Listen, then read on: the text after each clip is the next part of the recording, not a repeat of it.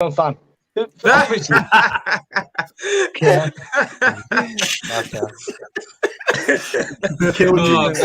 Even like Arteta.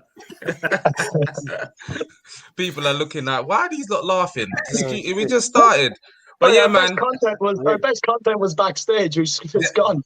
I know, man. We burnt all the material backstage. But people, we are back. Everyone's a pundit. Episode 78. We have returning pundits. We have new pundits. Everyone's a pundit. We always change it up every week. But let me introduce the people so we can get started, man. I'm kind of buzzing for today. I don't know what it is. Don't know what's in the air, but I'm kind of, maybe it's because I had a little nap not too long ago. But let's go. Let's introduce our newest pundit to views. Please introduce yourself. Hello, my name's Dan Campion. I'm a Liverpool fan from Ireland, and it's about to get real. About to get real. Yeah, great to have you on, Dan. Great to have you on. Thanks for having me, lads. Good personality, and he's got Spurs in the bloodline, even though he doesn't want to admit it. He's Spurs. He's got Spurs in him, so that's why I like him. And let's Prime, please introduce yourself. Yeah, my name is Prime. I'm assuming maybe people know me from the terrace and socials and stuff. Great to be back on. I'm feeling good. Let's get into this. I'm ready. For those of you that don't know, Prime is a Chelsea fan, very opinionated Chelsea fan. We are going to hear Prime today, but it's an honor to have you back on, Prime. It's always good fun having you on, man. So bless up yourself. Boots, your time. It's Boots, Ash. Arsenal fan, pissed off. Wouldn't expect any less, really. And let's crack on, man. The heat's coming my way. I can feel it already. I've had it backstage. Where's the energy, man? Come on, man. Let's go. He supports Arsenal, and you expect him to have energy. Allow him. I ain't gone back in time 15 years, Pat, today. You know what I mean? Okay, you'll survive the relegation battle. That's fine. That's funny, bro. That's funny. Patrick, introduce yourself, man. Yes, what's happening, people? It's your boy Patrick Tyrant, aka Young Swaggy Daniels. When you see the T, you see the P. When you see the P, and that represents T. Let's go. Let's go, people. Let's go. I know he's happy today, and I am Semps. You should all know me by now. Please, I never really say it, but I'm saying it now. If you're new to the channel, hit the subscribe button. Also hit the like button, as I understand liking actually helps the video grow. So please do us a favor and hit the like button. We're going to have a good show today. And man, let me just run through the weekend's fixtures that started. I believe it was a midday kickoff. Liverpool 2, Burnley 0. Liverpool beat them at Anfield. Aston Villa beat Newcastle at home 2-0. Crystal Palace and Brentford played out a 0-0 draw. Leeds and Everton 2-2. Man City 5, Norwich 0. Norwich, boy. And Brighton 2, Watford 0. We move on to today's fixtures. And 2 p.m. kickoff, Southampton hold Manchester United to a 1-1 draw. And Tottenham beat Wolves away 1-0. And then obviously the big game of today, Super Sunday, Arsenal 0, Chelsea 2 at the Emirates. And then tomorrow, West Ham host Leicester City. So, there's only one place to start, and that's going to be with the biggest game of the day. Arsenal 0, Chelsea 2. Prime, was there any surprise in today's result? I thought Arsenal would cause an upset, though, before the game started. Not going to lie. The build-up. I heard a few people say that. I was like, nah, it's not going to happen. But yeah, I heard a few people say that. Too many drinks on the Saturday night, innit? And then no, it's not that. It's Chelsea in the last year or so. Just, I don't know. Sometimes in some of these formality games, you just tend to mess up. And I don't know why. Maybe it's loss of concentration or something. But I just assumed Arsenal would nick something and get a draw. We went in. We started off brightly. Lukaka bullied their defense all game. But well, I think after our first goal, we took our foot off the gas, and we didn't need to do more. And especially after the second, then from James, we didn't need to do more. I think in the second half we were a bit poor, but again, Arsenal didn't have anything to throw at us.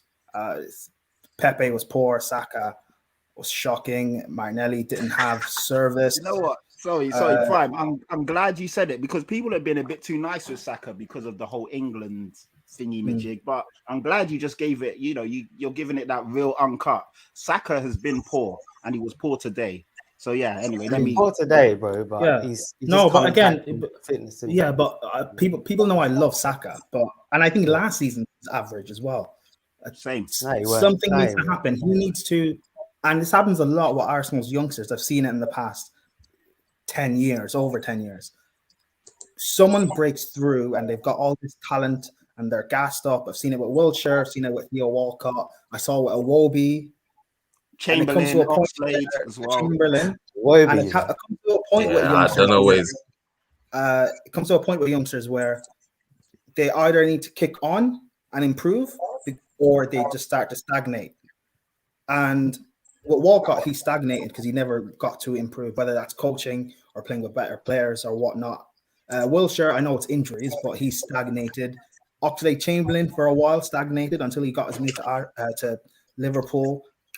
Chambers and Rob Holding, in my opinion, when they came to Arsenal, were on the same level as Ben White is right now, but they eventually stagnated. Saka is going to stagnate if he doesn't leave. What's the common feature here in all these They players? Arsenal. Just quickly, It's they weren't on the what's the same common level. feature? Rob Holding weren't on the same level as. What's the common feature with all of these players that have potential?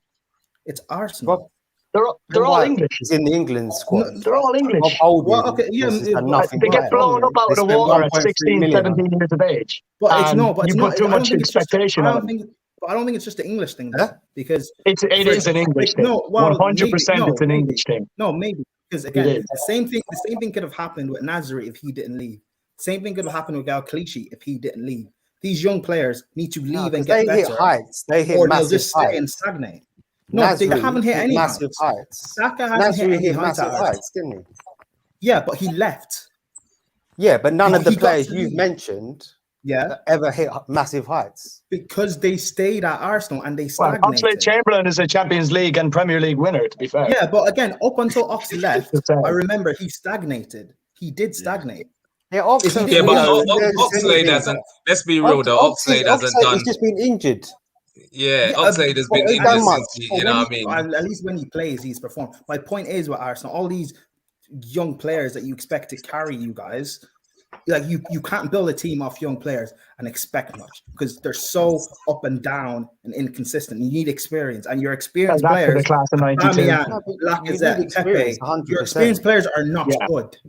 They're not. No, good I at agree. all. I agree with that analysis. Like the difference is with Arsenal, we're almost like relying on our young players to kind of carry us, whereas you've got like your Jameses, you've got your Mounts, but you've got Jorginho and all these experienced players. But we're actually looking at Smith Rowe and Saka as like our best players. Do you see what I mean? So it's very hard for them to grow, really. Do you get what I'm saying? Yeah. It's a What's totally the different answer? setup, isn't it?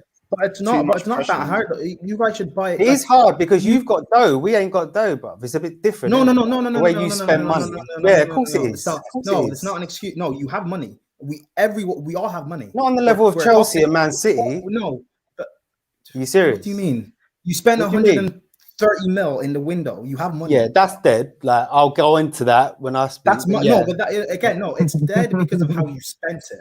You Yeah, no, I have agree. money. I agree with that We had the analysis, third but best in the defense general- last season. The third best defense last season, and then you spend 50 mil on a centre back when you could have used that money to, whether or not you rate him or not, you could have bought Tammy Abraham for 40, and he gets you. Yeah, no, goals. that's fair. You got an That's assist fair, to 'cause I do. was actually going to say that we've bought like basically we've just bought a load of backup dancers, didn't we?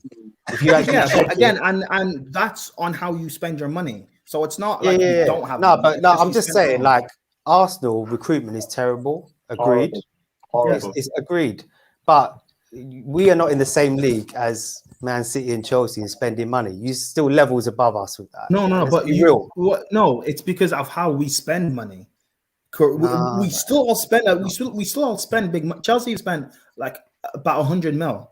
You spent more than us. When you've got Champions League, when you've got the stuff you can offer, compared to what we can, then it makes everything different because we're going to pay out the arse for like, first of all, English players for that premium, and because we can't offer these players Champions League, so the rate is just going to be silly anyway. Do you see what I mean? You can't but it's not just that. It's not a recency thing.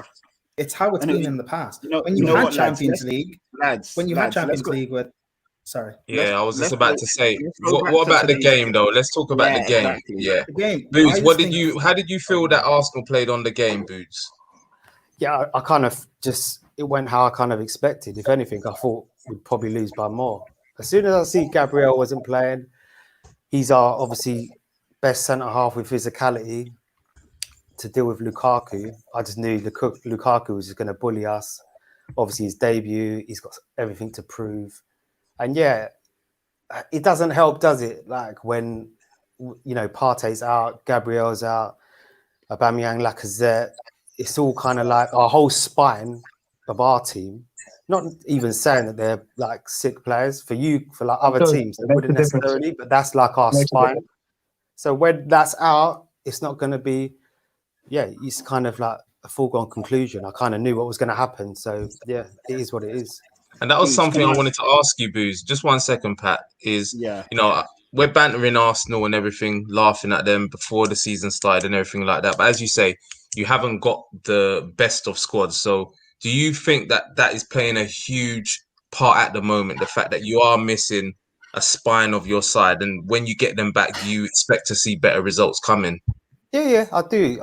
I expect better results. As in, we will finish like we have for the last however many seasons between 4th and 9th. That's just where we are at the moment. 4th. We need to stop. No, not 4th. I mean, like 5th, outside of the top 4, 5th to 9th. So you still think that you could finish as high as 5th? Of course you could. Why not? Who's in there? Who's like, to worry about? Leicester. Yeah, but Leicester always fall off. Spurs, Wolves. Spurs is shit. Leicester always fall off. Don't throw stones in your house. Why not? Because they do. What Spurs got a shout about?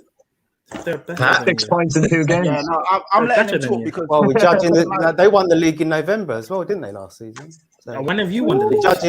We're judging it on 2 games. Yeah. The thing is, you're saying that we're shit, but it's too easy. I don't even need to reply to that. It's silly, I mean, Arsenal fans to call us shit. That's you are shit though, bro. You got 9 to shout about, bro. Like, let's be real. To chat about. I'm just here chilling. You're calling us shit. You've been shitter than us. You are. That's the actual joke of all of it. Do you know what I mean? See what my neighbours are doing. You laugh at us, but really, you base your whole opinion of being better than Arsenal because you was above us. And how much was you above us by? 1 point. What do you mean? It means nothing. 1 point, 5 points, 10 points, 15, 20. It's been a lot over the last 5 but years. say we was above you last season. If we was above you last season, what would you say? Would you say we're better than you? Well, yeah, I would.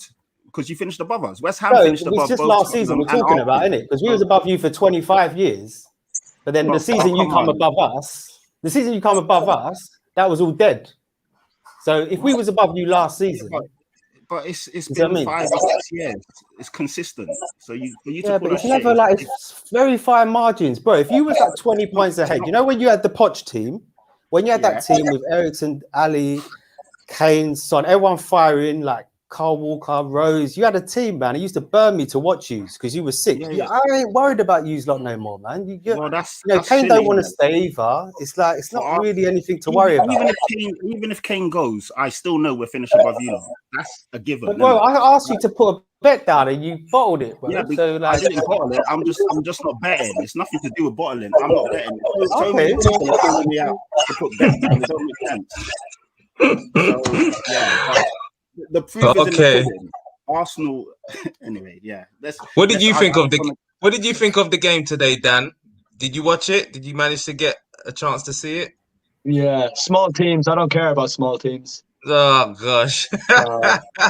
Doesn't matter. Result is irrelevant. You know, doesn't matter. We're back. Liverpool are back. Van Dijk's back. Hendo's back. It's all right. Listen, everyone's writing Yeah. Liverpool off Who's Van this year. Dijk? Who's Van Dijk? Don't even try that. Who's Van Man. Dijk? You've got Who's Van Dijk? Christensen as a centre back. Who's Don't Van even Dijk? start, Who's Van man. Dijk? Okay, Don't Lukaku even spins start. him next week. Watch. Lukaku spins him next week. Oh, it could happen too. He looks like a different animal. Yeah. Lukaku looks like a different beast. He does. He looks like the year away in Inter has really matured him. And it's scary because he looks like the goal machine that he should be. You know, when he was at United, he actually people forget that he actually scored like 20 plus goals in the Prem, I think, that year. But because of who he is, they expect more, you know. But not very Aguero, I think, struggled to score 20 goals in more than 10 seasons. I think he's done it twice in 10 seasons. People forget this, you know. But because of who he is and the reputation he has, people have higher expectations. He done well at United. I agree. It's just, I think what let him down was his overall. For a big man, he wasn't able to make the ball stick. He made it stick, and you could see he knew he could make it stick today. He was pinning every centre back. He was pinning his own play. He was man marking his own fucking players at one point. He was like, "Just give me the ball." He was man marking Jorginho. He was like, "Give me the ball," and that's the part of his game where he's gonna run riot. You just can't get the ball off him. You can't get the ball off him. You know. So if he sorts his feet out and his touch, I think it's wraps, to be honest. No, he's sorted that out. This is what people don't realize. 100. People that haven't been watching him still trying to judge him on the United days. His first touch now, he's you can see it today. The ball does stick, and it's going to be a problem for a lot of Premier League defenders this year. But he also adds another dynamic to Chelsea. Chelsea like playing through the lines, right? With Werner's little runs down the channels and stuff. With Lukaku there, you've seen a lot more balls going into the box. That's such a big thing. Especially when you have someone who can whip a ball like Reece James or Chilwell or Alonso. But we continue. Honest to God, honestly, they look good. Chelsea look good. Arsenal are in a relegation battle. You know what? I'm gonna bring a little bit of realness to this podcast. I don't think Arsenal are in no relegation battle, but I do believe though that there is a possibility they could finish bottom 10. Man, they could if they don't sort themselves out. It could be long for them, especially if Arteta does get the sack, and then you have to then get an interim manager in for a few games before you then get a proper manager in. You then come through the Christmas period. It can get really sticky for Arsenal, man. But obviously, it's still early days. We're gonna have to wait. But do you want Arteta? Boots, that was at you. Boots, sorry, Boots. The accent. Yeah, I understood it. Say, mate? You want Arteta out? You want Arteta out? You know what? I used to be in, and now it's like I won't argue if someone says Arteta out because he just annoyed me with some questionable decisions last season. When he tried to play the false nine in the semi-final, then he played players when I thought he should, like Martinelli. And I don't think a lot of this is his fault, if I'm honest. But I'm undecided on him still, to be honest, because it's kind it's difficult for him. He's rotten from top to bottom, really. I don't think any manager can help you. I think the personality that's my point. If you got rid of Arteta, do I really think someone else coming in is going to change much on how how we recruit players, on how the board wanna? I don't really think we could do much. Yes. Are you saying none of this is his fault? No, he's got to take ownership for it. Some of it, yeah, but you got to look at the surroundings in the club as well. You can't just have it all on the manager. No, but there's a lot of what's going on as his from what I've been told from Arsenal fans, the recruitment of the players are his. If that's the case, no. None of the signings are his. No, man. There's nothing out there saying quoted that. No, that's not how football really works, though, is it? It's generally a committee. Who are we talking about here? What players? Ben White? Who else? Ramsdale. I don't know who's his signings. Ramsdale, keeper. Who else did he bring in? Would have had to be his signing. Let Pan come in. When you want to improve your squad, for example, like last season, you want to improve your squad, and then he's been sent people like Cedric on a free transfer from this kind of caliber. Obviously this season they have. You can't even argue. Like we've spent the most money, right? From what I'm reading, like 130 or something. 130. So, like this is what I'm saying. Like this season, arguably, yeah, he's got the players, but this is like we're second game in, and 4 of them ain't played yet. I think Lukongo was the only one who played today, right? But there are managers that could come in and help. Like I said last year back, when you were in a relegation battle, sack Arteta and get Benitez. He comes in and immediately helps you guys because he's someone who knows how to stable a bad ship, like he did at Newcastle, and he gets the best out of average players. Yeah, I think that's a valid point. I think it's just because the board have kind of like decided with like a vision, and obviously they've backed Arteta a lot, and then like he needs to have ultimately the time to kind of like make that vision work, and it might not work. I think Arteta, he's unproven, isn't he? Like he's never managed in his life. He's learning on the job. That's the thing. Arteta, though, you can't fault Arteta's way of playing. The problem is he doesn't have the personnel, and you see it at all types of levels. All types of levels. I play non-league, right? I play semi-pro down here, and we have managers down here who want to play Pep Guardiola ball, like playing out from the back. And you've non-league centre-backs who never kicked the ball in their lives, they only go long and they can't pass the ball. And it doesn't work, and we can see the goal. And then the manager's turning around and he's saying, what are you doing? He's like, he's not good enough to do that. So why are you implementing it? Don't go long to the big man. That's my point, my friend. That's my point. It's like if he hasn't got personnel, but like hopefully what Prime is saying, you know, they could be Arteta players. The players he's brought in, hopefully they are his choice. And yeah, let's see how it goes. Because like, you know, 4 of them haven't even played yet. So we have to just see what happens.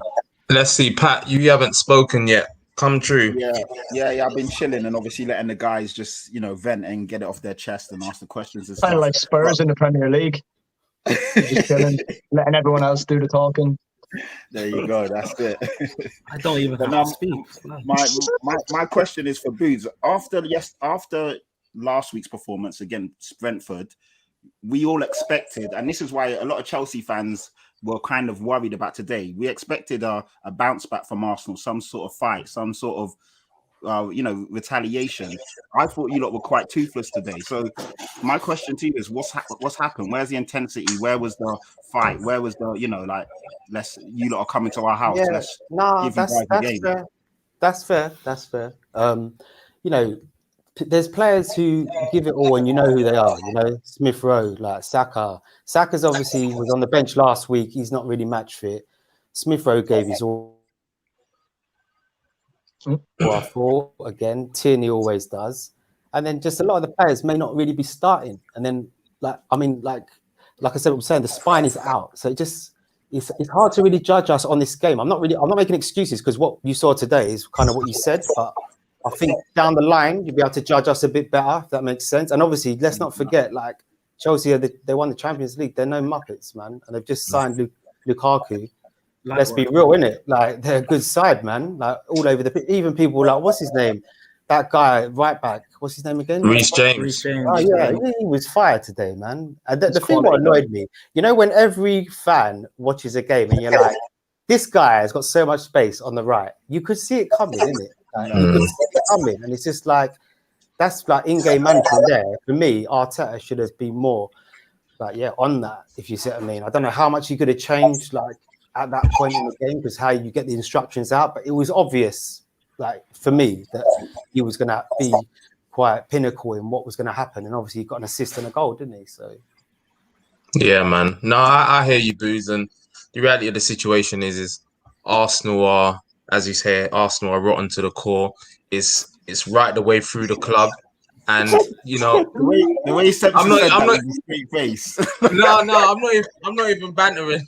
I'm just saying, the situation is what it is, man. Arsenal are rotten to the core, bro. This is the way it is. Bro. And then you're coming up against a team today. My whole thing, just really quickly, is just that I don't like it when others are like shouting at Artie when they ain't really that much better than us. Do you see what I mean? That's I don't know. I just think that's debatable because I do see other teams being better than you. I think Arsenal are I really just disregard Arsenal as being anything at the moment until I see them do something, man. But you was coming, and this is what I mean. Yeah, and no, they're still a big club, but they're not operating like it. They are. They're They're still. a big club, You can't. they're not a good team. Yeah, Simple that's as. it. You can't just take away them being a big club just over a few seats. They're still a big club. I worry more about West Ham and Leicester.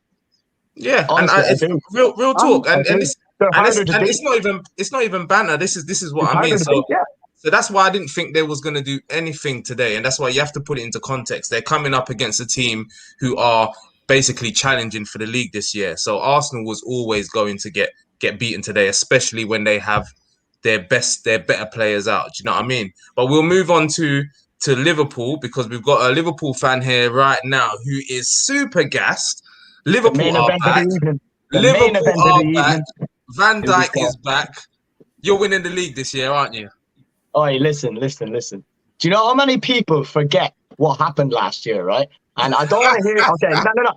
Don't even listen. I can see the Chelsea fan and the Arsenal fan. We all have injuries. We all have injuries, right? Listen, lads. It's not just the injuries, right? It's the whole.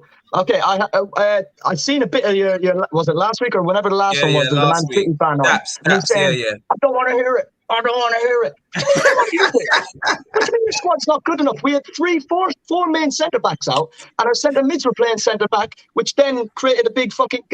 Listen, I'm sorry, lads, right? Jordan Henderson was playing centre back. Jordan Henderson, he can't even play midfield. He just does a job. I love Hendo. I love Hendo, right? I love him. He's an engine, and he does a sacrificial side of the game that a lot of people miss out, right? There was a pinnacle game last season against Crystal Palace. I think we bet him like 6-0 or something, or 5-1 or something like that. And all Hendo done was cover Trent at right back. As soon as Hendo got taken out of centre midfield when he had to play centre back, everyone started saying Trent Alexander-Arnold is getting exposed every single game. And the reason he was getting exposed is because Hendo gives him that license to go forward. And that's the reason why he's losing the ball so much, because his crosses are getting caught, they're catching us on counter-attack. People don't realise Klopp's system has set ways, and they have people who do set jobs. If one set job is not being done, the balance of the squad and the team goes out the window. They all have set jobs to do. And if you look at it and analyse it bit by bit, player by player, you can see it. As soon as our defenders got injured, it's a shit situation, a very rare situation as well, right? Especially, do you not take the point though that you should have a squad to deal with that? Here's the thing: we do. The squad got injured. You don't. What do you mean we don't? How many centre backs got injured? You don't. Oh, your centre backs got injured. It was what? The Van Dijk thing, fine, whatever. Anomaly. Van Dijk, Gomez, but Matip and Gomez are injury prone anyway. They're injury prone centre backs. Okay. Right. So you have to because they're going to get injuries. They'll get injuries this season. So you can't have that as an excuse. Your whole thing of midfielders playing centre back.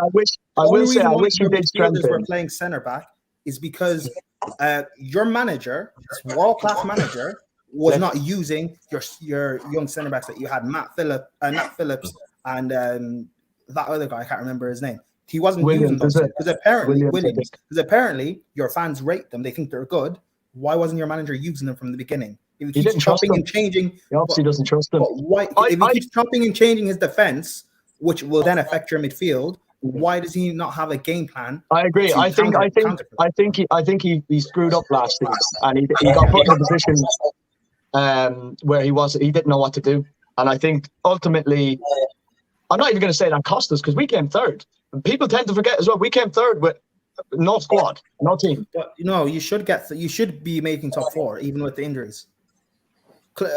World class managers are supposed to get the best out of their squad. I still expected you guys to get into the top 4. I'm not impressed. I would have said anything. If we don't make top 4, I would have been very, very disappointed. But the way we came third in the way that we did, I think was very impressive, and I think it shows the strength in character in that squad and the influence that it has over them. Any other team who gets that amount of injuries, that amount of setbacks, doesn't come third in that league. I'm sorry, they don't. Yeah, I agree with that. Take Jorginho out of your squad. Who's going to come in? We've got midfielders. We can still get top 4. Take Jorginho out of your squad. Who comes in? Yeah, does his job. Kovacic. He doesn't do his job. Kovacic? That means he doesn't do his job, but he adapts the way he plays. We change the way we play, do his and we job. still get top 4. That's what I'm saying. But take Jorginho out, Yeah. then take your 2 centre backs out. Which ones? I don't rate our centre backs that highly anyway. I know. So then imagine your 2 fucking reserve centre backs playing. They're on It's the a same big level. thing. I agree. It wouldn't be a difference. They're all on the same level. The only thing is that they are excuses, and other teams have Other teams have big players that do get injured, do go out for a long period of time. And one of the key things that a lot of people have spoken about in previous seasons is that Liverpool's players do not get injured for a sustained period of time. And then the one season that it did happen, obviously you didn't win the league. So, you know, what are we saying this year? You're gonna win the league, or is it bearing that you don't get injuries? We're challengers, but again, the same thing. If we get injuries, we're screwed. He hasn't strengthened enough. Jota is massive for us, but again, he seems injury prone. You know, Bobby Firmino isn't your typical striker who's going to score you 20+ goals and win your leagues. Salah looks like he's on form, which is good, but he usually is for the start of the season, and then he kind of goes through a rough patch where he sulks, but he still scores 20+ goals a season, so you can't argue.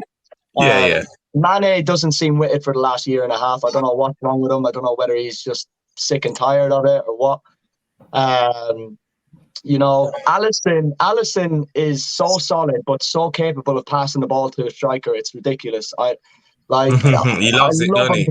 I love him to bits, yeah. But last season, he done it, I think, 3 games in a row. And I'm thinking, where's this guy gone from the first season he came in and just he was 100% perfect, like. You know, I don't know. A lot of weird things happened last year, you know. And I know you say they're excuses, but I think they're valid.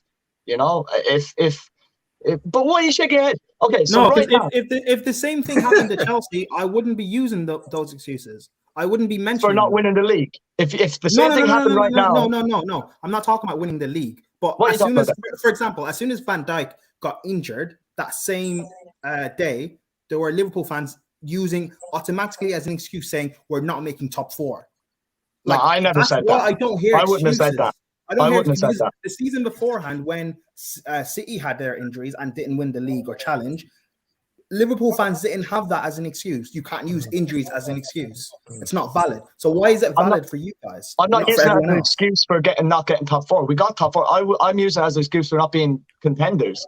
There was no way we were going to contend last year.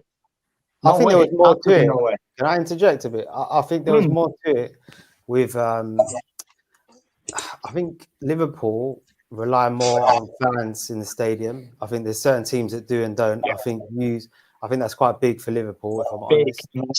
Massive. And then I think as well that it was obviously a congested fixtures due to COVID, and I feel like Klopp, where he normally every other year, like Salah, Mane and Bobby pretty much play every game, like even Champions League. So you couldn't do that last season. And he tried to do that at the start, and then you could just see the intensity of your pressing and everything. It just wasn't there. So it was just run out of energy. He should have managed that better. Obviously, you don't really want to be playing Origi and whoever else, but you should have utilised the players even you had just to kind of save legs. Because obviously City, that last season was made for City because they rotate so well. It kind of seamless. They put someone in. Nothing really changed. With a full squad, we don't win that league last year anyway. I think City win it anyway, to be honest. Yeah, agreed. I think the main thing was the centre back thing. I agree what you're saying. But I do think there was more to it. I think it happened this season, and he did actually rotate a bit better during that time in COVID and stuff, lockdown. Then I think you would have done better. So I just think there was a bit more dynamic to it. How did you get on yesterday, Dan, in your 2-0 win? 2-0. Burnley is always one of those games, isn't it? You score the first goal, you're most likely to win. You know, if they score, they're going to sit back, they're going to defend. You know, they're a tough team to break down at times. Dyche has this weird system where it's a non-league system, where it's just bend, don't break, you know, and then we'll try and nick a win at the end. Chris Wood fucking pops up with a header from the last minute, you know, that type of way. So games like that, I'm happy to keep a clean sheet and win 2-0. You know, I think they're solid games. When we won the league, the year we won the league, we scraped by 1-0 and 2-0 nearly every game. Yeah. You know, I think we kept a clean sheet for 20 consecutive games or something like that. You know, defenses win you leagues. Yeah, 100%. You know, so keeping clean sheets even against Norwich and against Burnley, it can only be positive. You know, and with Salah and Jota and Firmino kind of looking all right. You know, who knows? It just depends how we show up in the big games. You know, the old Liverpool would have lost to Burnley and then bet Chelsea 3-0 the next week. Now it seems like we're kind of consistent. We're pulling out the results against the smaller teams, and then we're upping our game for the Man Cities, for the Chelseas. You know, so we just wait and see. They haven't really been tested yet. You know, it's so early. They haven't been tested yet. But having Keita back is massive. If he can stay fit again, another injury prone. I was about to say he's going to be injured soon. We know it. He's a baller, we know man. it, man. He's an absolute baller, like, and he's energy, and he's, you know, he has tenacity. But he's just injured. He's made of glass. Like, he's made of glass.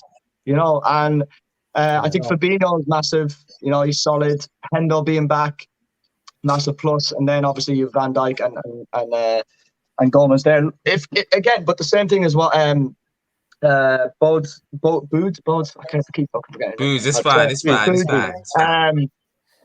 Same thing as what he said. It's not sustainable how we play. It's the same with Leeds. You're going to see Leeds fall off this year because of how they play. It's not sustainable. I was surprised we done it for the year that we won the league, that we kept that up, and we were very, very lucky. Like you said, we had 0 injuries. 0 injuries, which is unheard of. Like, you know, that's the only reason why we really won that league, in my opinion. I know we won it by 10 points or whatever it was, but we get an injury to Salah or an injury to someone like Van Dijk, it's a different ball game, you know. So we got very, very lucky. I think this year it could be much of the same, you know, especially with the Euros just been. A lot of players haven't had a rest. You know, a lot of players got to the finals and to the semis and stuff like that. So it's gonna be interesting come December, January to see where people are fitness wise and health wise. You know, everyone knows nothing is won before January. You know, of course. So it just depends how they sustain. We got a question here for you, Dan, from CFCJ. Big up CFCJ in the comments. I'm guessing you missed the Chelsea part, so you're gonna have to suck that up, Jay. But yeah, he says Liverpool left a lot of space open for Burnley yesterday. Does that worry you, Dan, going into your next game week? No. And I'll tell you why, because if you look at Klopp in his first year, or the year that City bet us by the point, 98 points, I think it was, we were high intensity. We closed down the space and we kind of marginalized games. So we won games by doing that. He has actually changed that up since then. You'll see a lot of more teams with a lot more space and us counter-attacking rather than us winning the ball high up the pitch. And that's changed in the last couple of seasons. And the only reason it doesn't worry me is because I feel like we can outscore teams, if I'm honest. Not every team, but I feel like he does that to take that risk versus reward, where we can give him space, set up traps, snap the ball, and then we hit on the wings with Mane or Salah. So like the space doesn't worry me. I think we're solid enough to not concede many goals, and I think we're good enough to score every game. So, you know, if I was an Arsenal, I'd be saying, yeah, that worries me, giving them time and space on the ball, because they don't have the personnel to withstand that much pressure. But I think we're gonna. No, but it's but it's true though. It's true though. You know, it's true. I wouldn't be confident in Rob Holding being bombarded with attack after attack after attack and bending, not breaking. You know. Whereas I think we can win the ball back an awful lot and keep possession, knock it about, and then when they do have the ball, they might have space because we take a lot more risks going forward. You know. Do you think Mane will be back to his level? Because he dropped off, obviously, as you said as well, last season. Do you think? Because I think that could have been the fans thing. That's what I've heard a lot, that he relies on the fans. But you could say that. He's obviously a player that enjoys his football. When he's enjoying his football, he's top class. Like he's one of these players that plays with a smile on the face. And when he's smiling, you know, if Mane comes out smiling from the tunnel, you know it's about to go down. Like, he's gonna do something mental. I think there was issues with him and Salah 100% last year. I feel like there was tension there, and it could have been an ego thing, you know, where they were both Salah's kind of too fighting greedy, for the isn't he, top really? man. He's Huh? too greedy. You can't knock him, but he's greedy. No. Isn't he?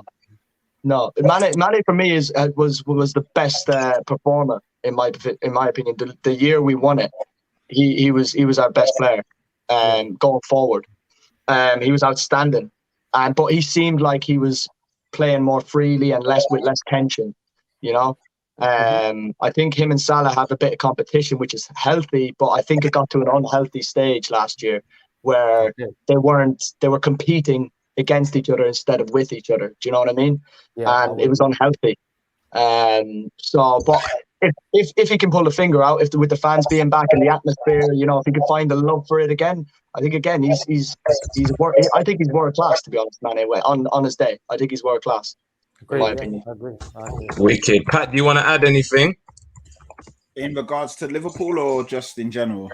Yeah, no, just if you wanted to ask any questions, if you wanted to add on Liverpool and where you think they are or their game.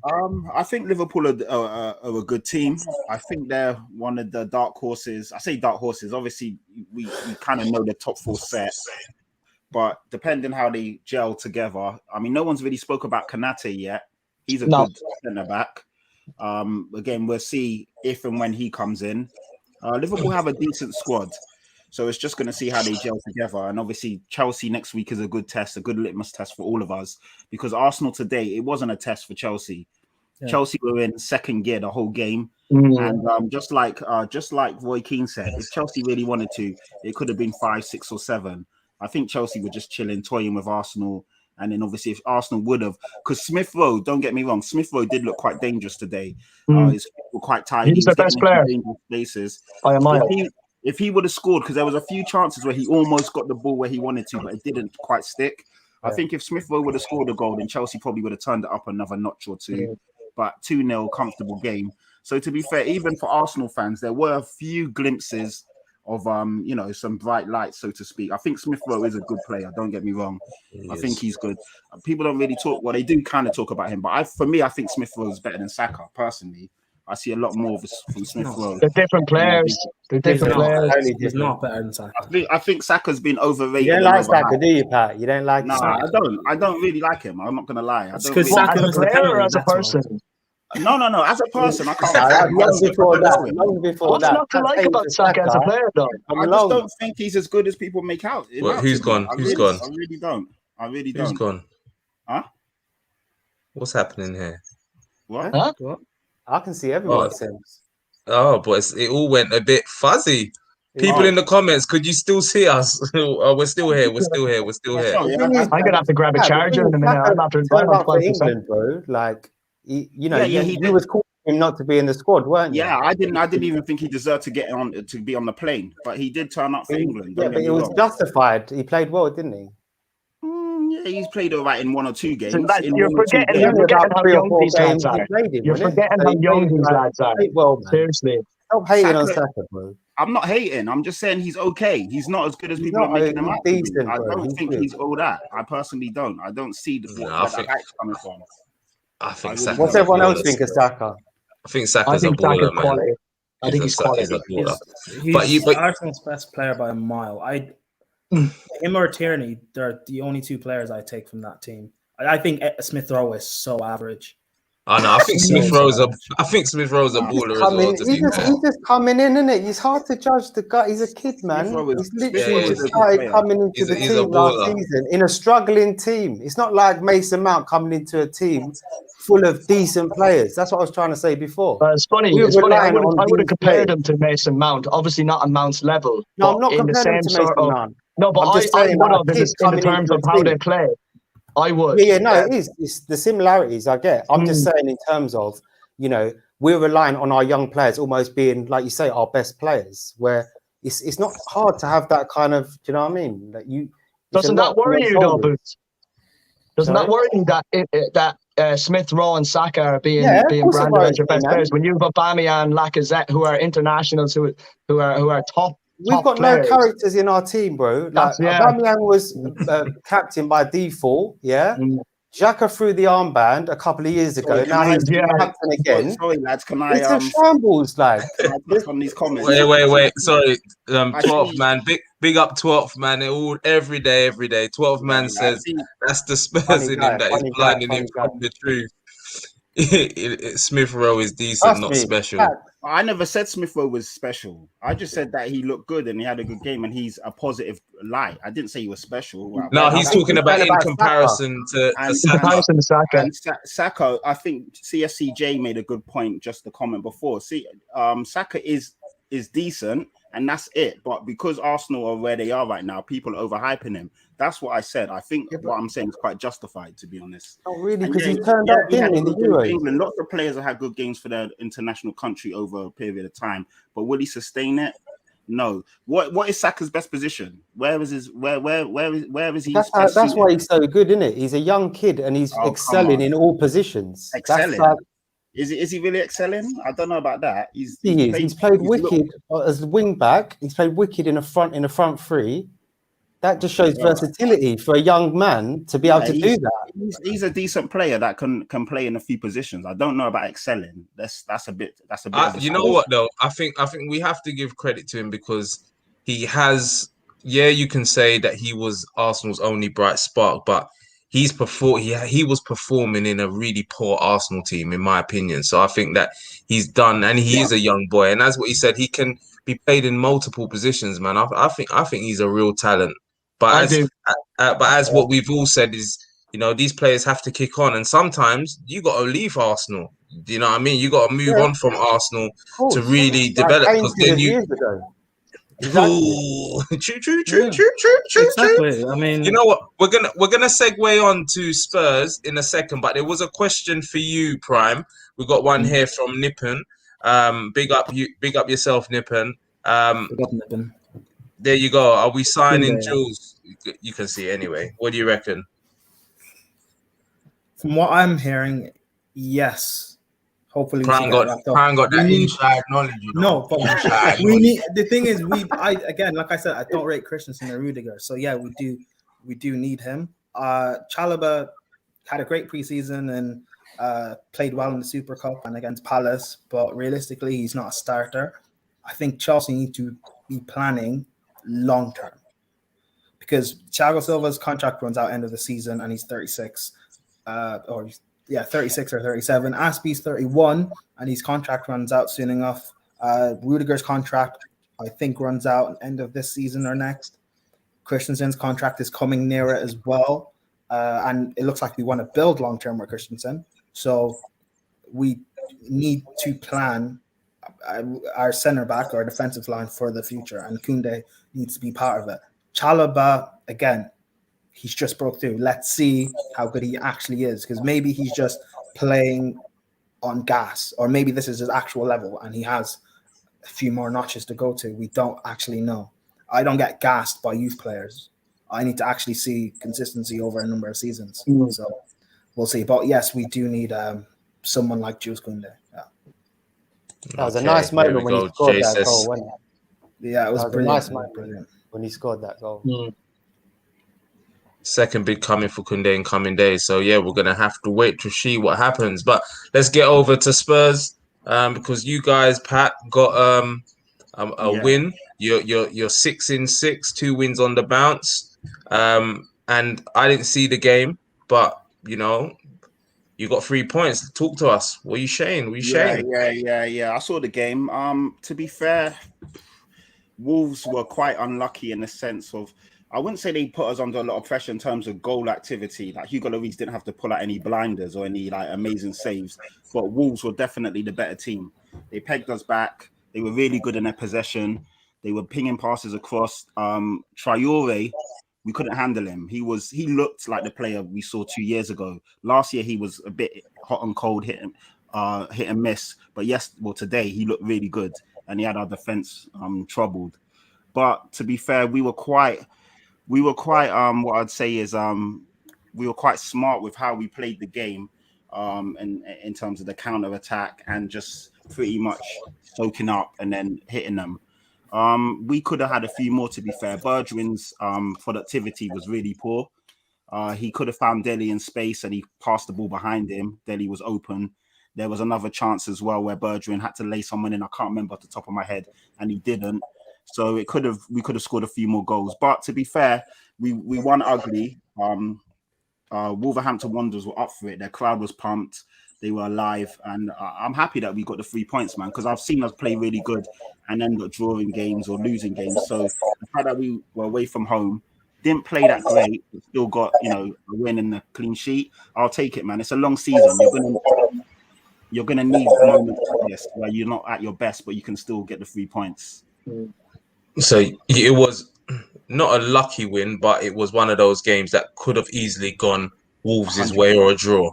I think from how we played, we showed our experience. That's the word I was looking for earlier.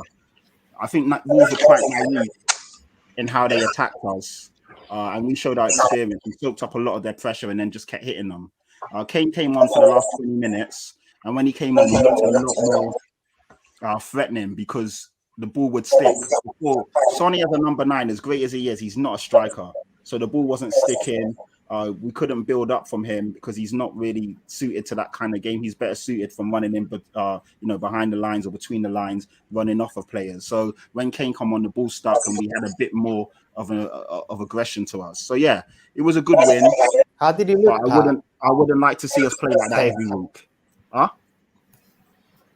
How did Kane look like? Yeah, he looked. The fans all kind of.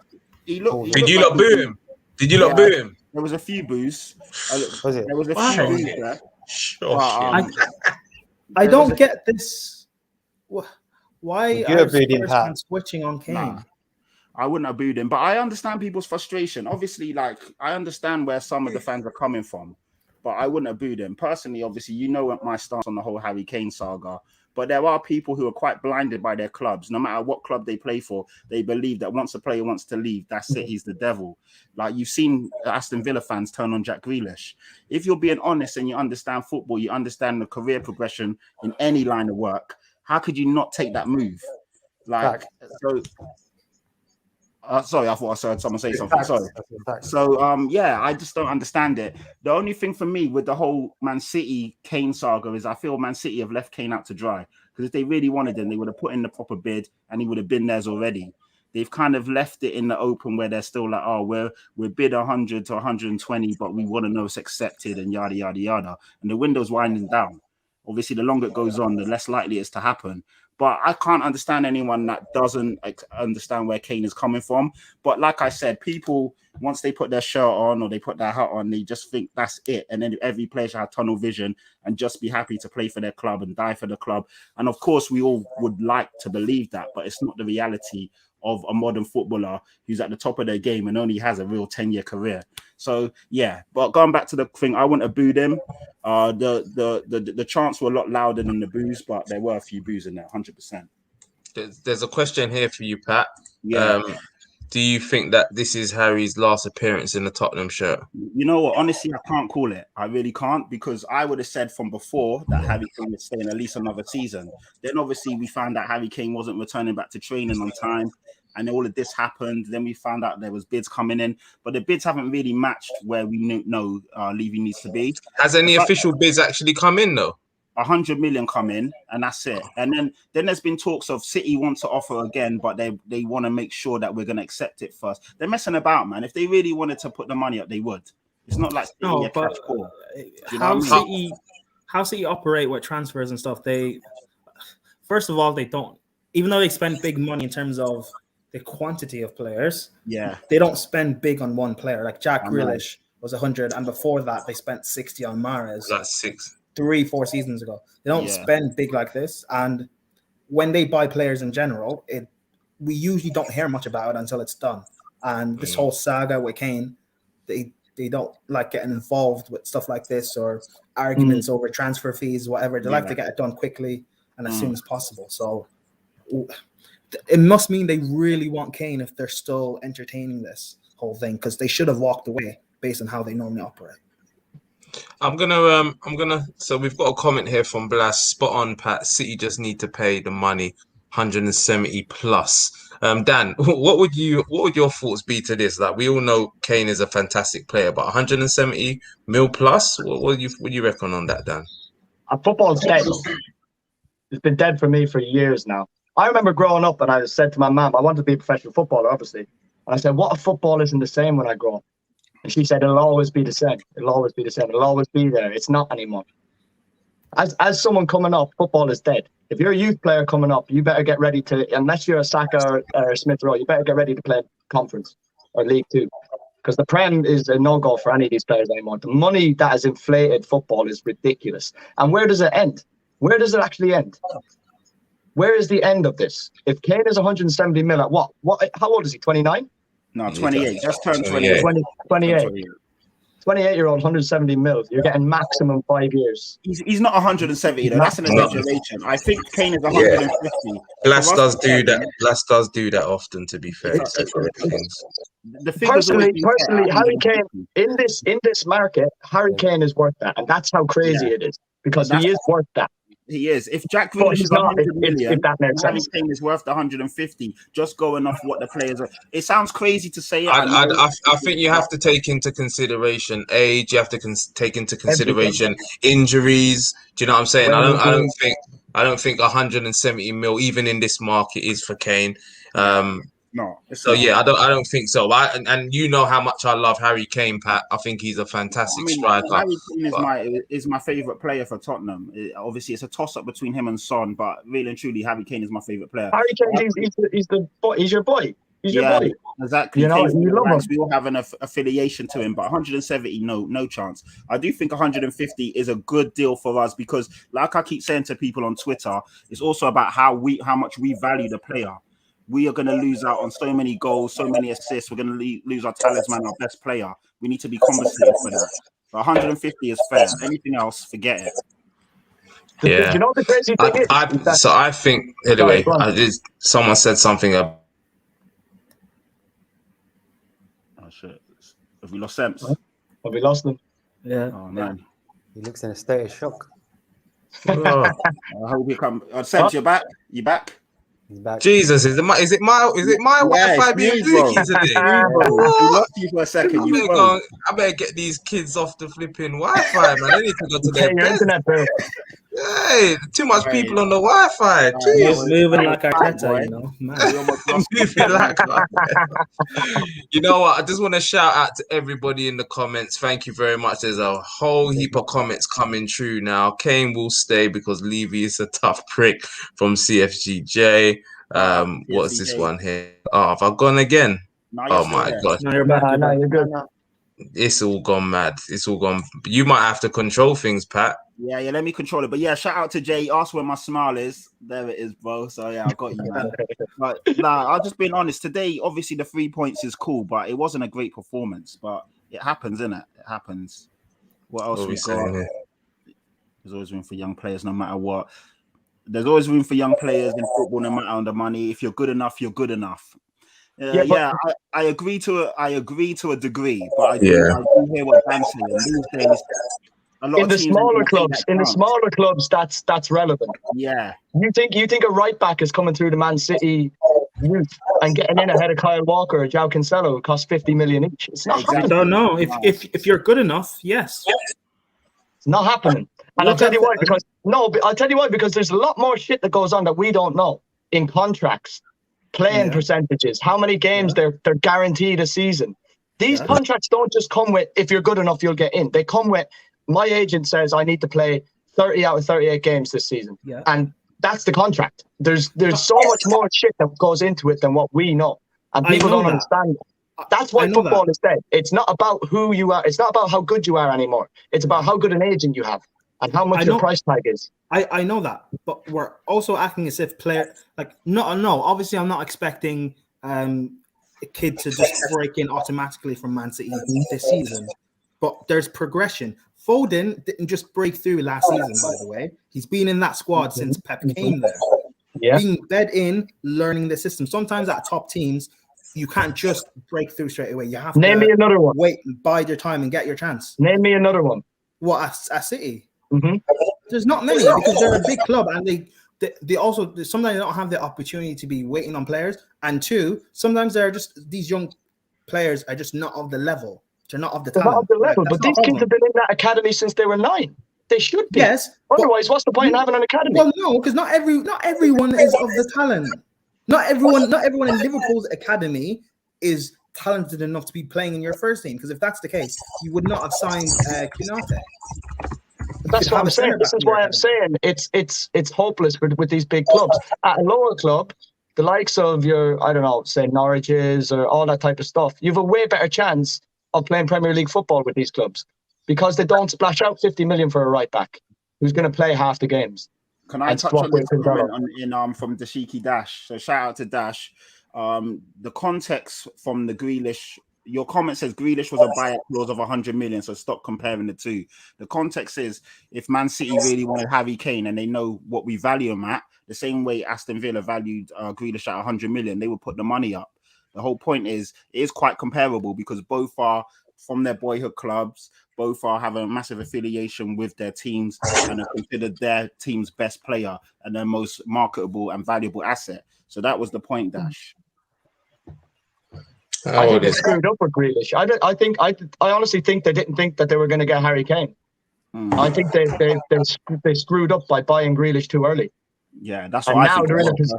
They're in a position now where they're going to have to spend a lot of money on Kane, and they're going to have to splash out on wages on 2 big signings. And I don't think they fancy it. Don't you think though with Man City? Don't you think with Man City it's more to do with if it's in line with financial fair play, as in this is exactly it. The owners basically they don't really care about the money. Let's be real; these guys are like 50 mil, whether it's 100 or 150. I don't think they really care. I think they're bargaining really because they need to fit in line with FPP. That's my that's exactly it. But FPP is. For one, financial fair play is a bit weird how it works anyway, but FVP has been loosened a bit. It's not necessarily because of what the COVID and stuff like that. It's not going to be enforced as strictly, so they can spend 100 mil on Grealish and then 150. If they don't want Kane, but like they'll get away with it. Yeah, because like again, PSG. Even though they haven't done any transfer fees, they've spent so much money. Financial fair play haven't affected them yet, but they haven't. How much have they spent? They will.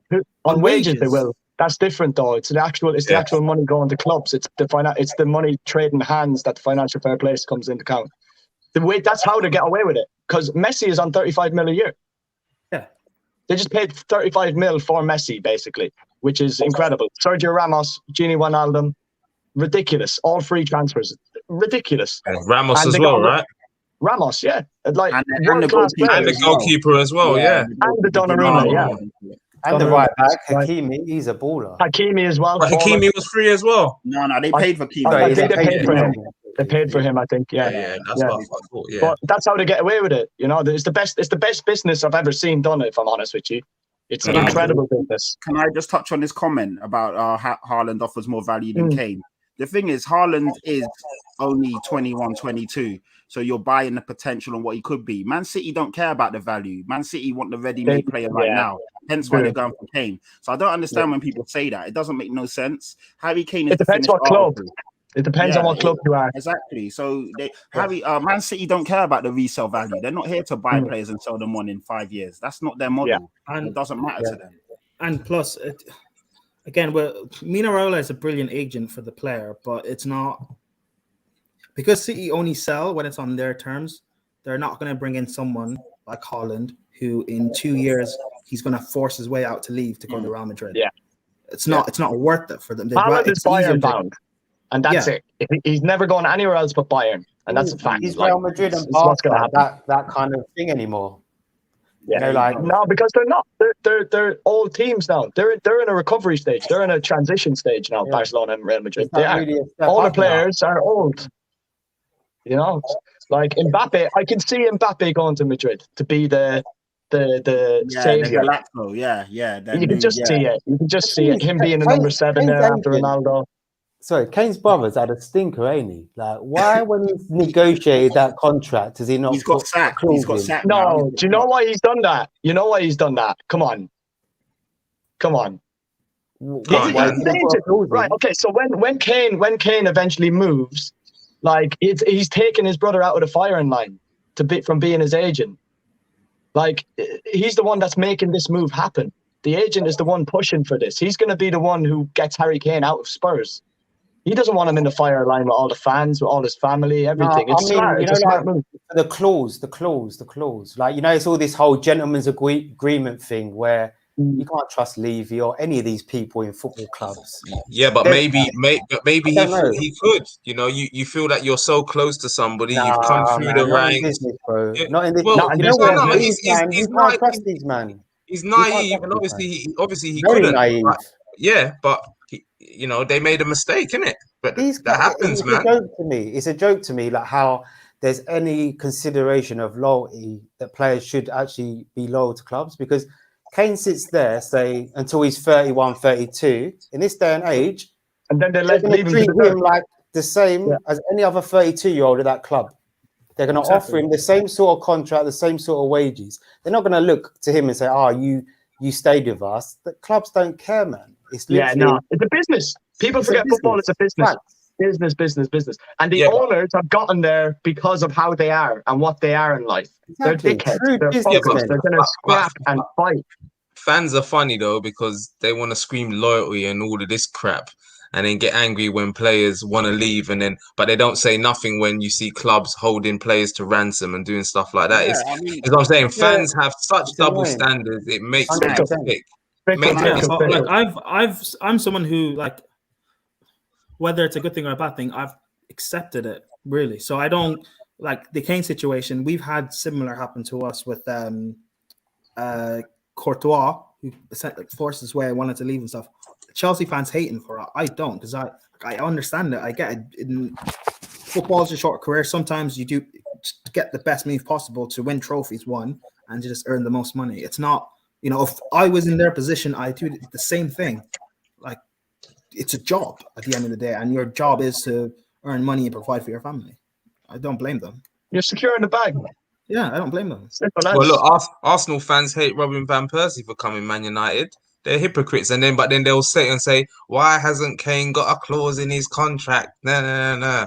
I'm like, shut up, man. I think that's difficult though as well, because at the time, Van Persie was like the only thing keeping Arsenal afloat at that time, right? Yeah.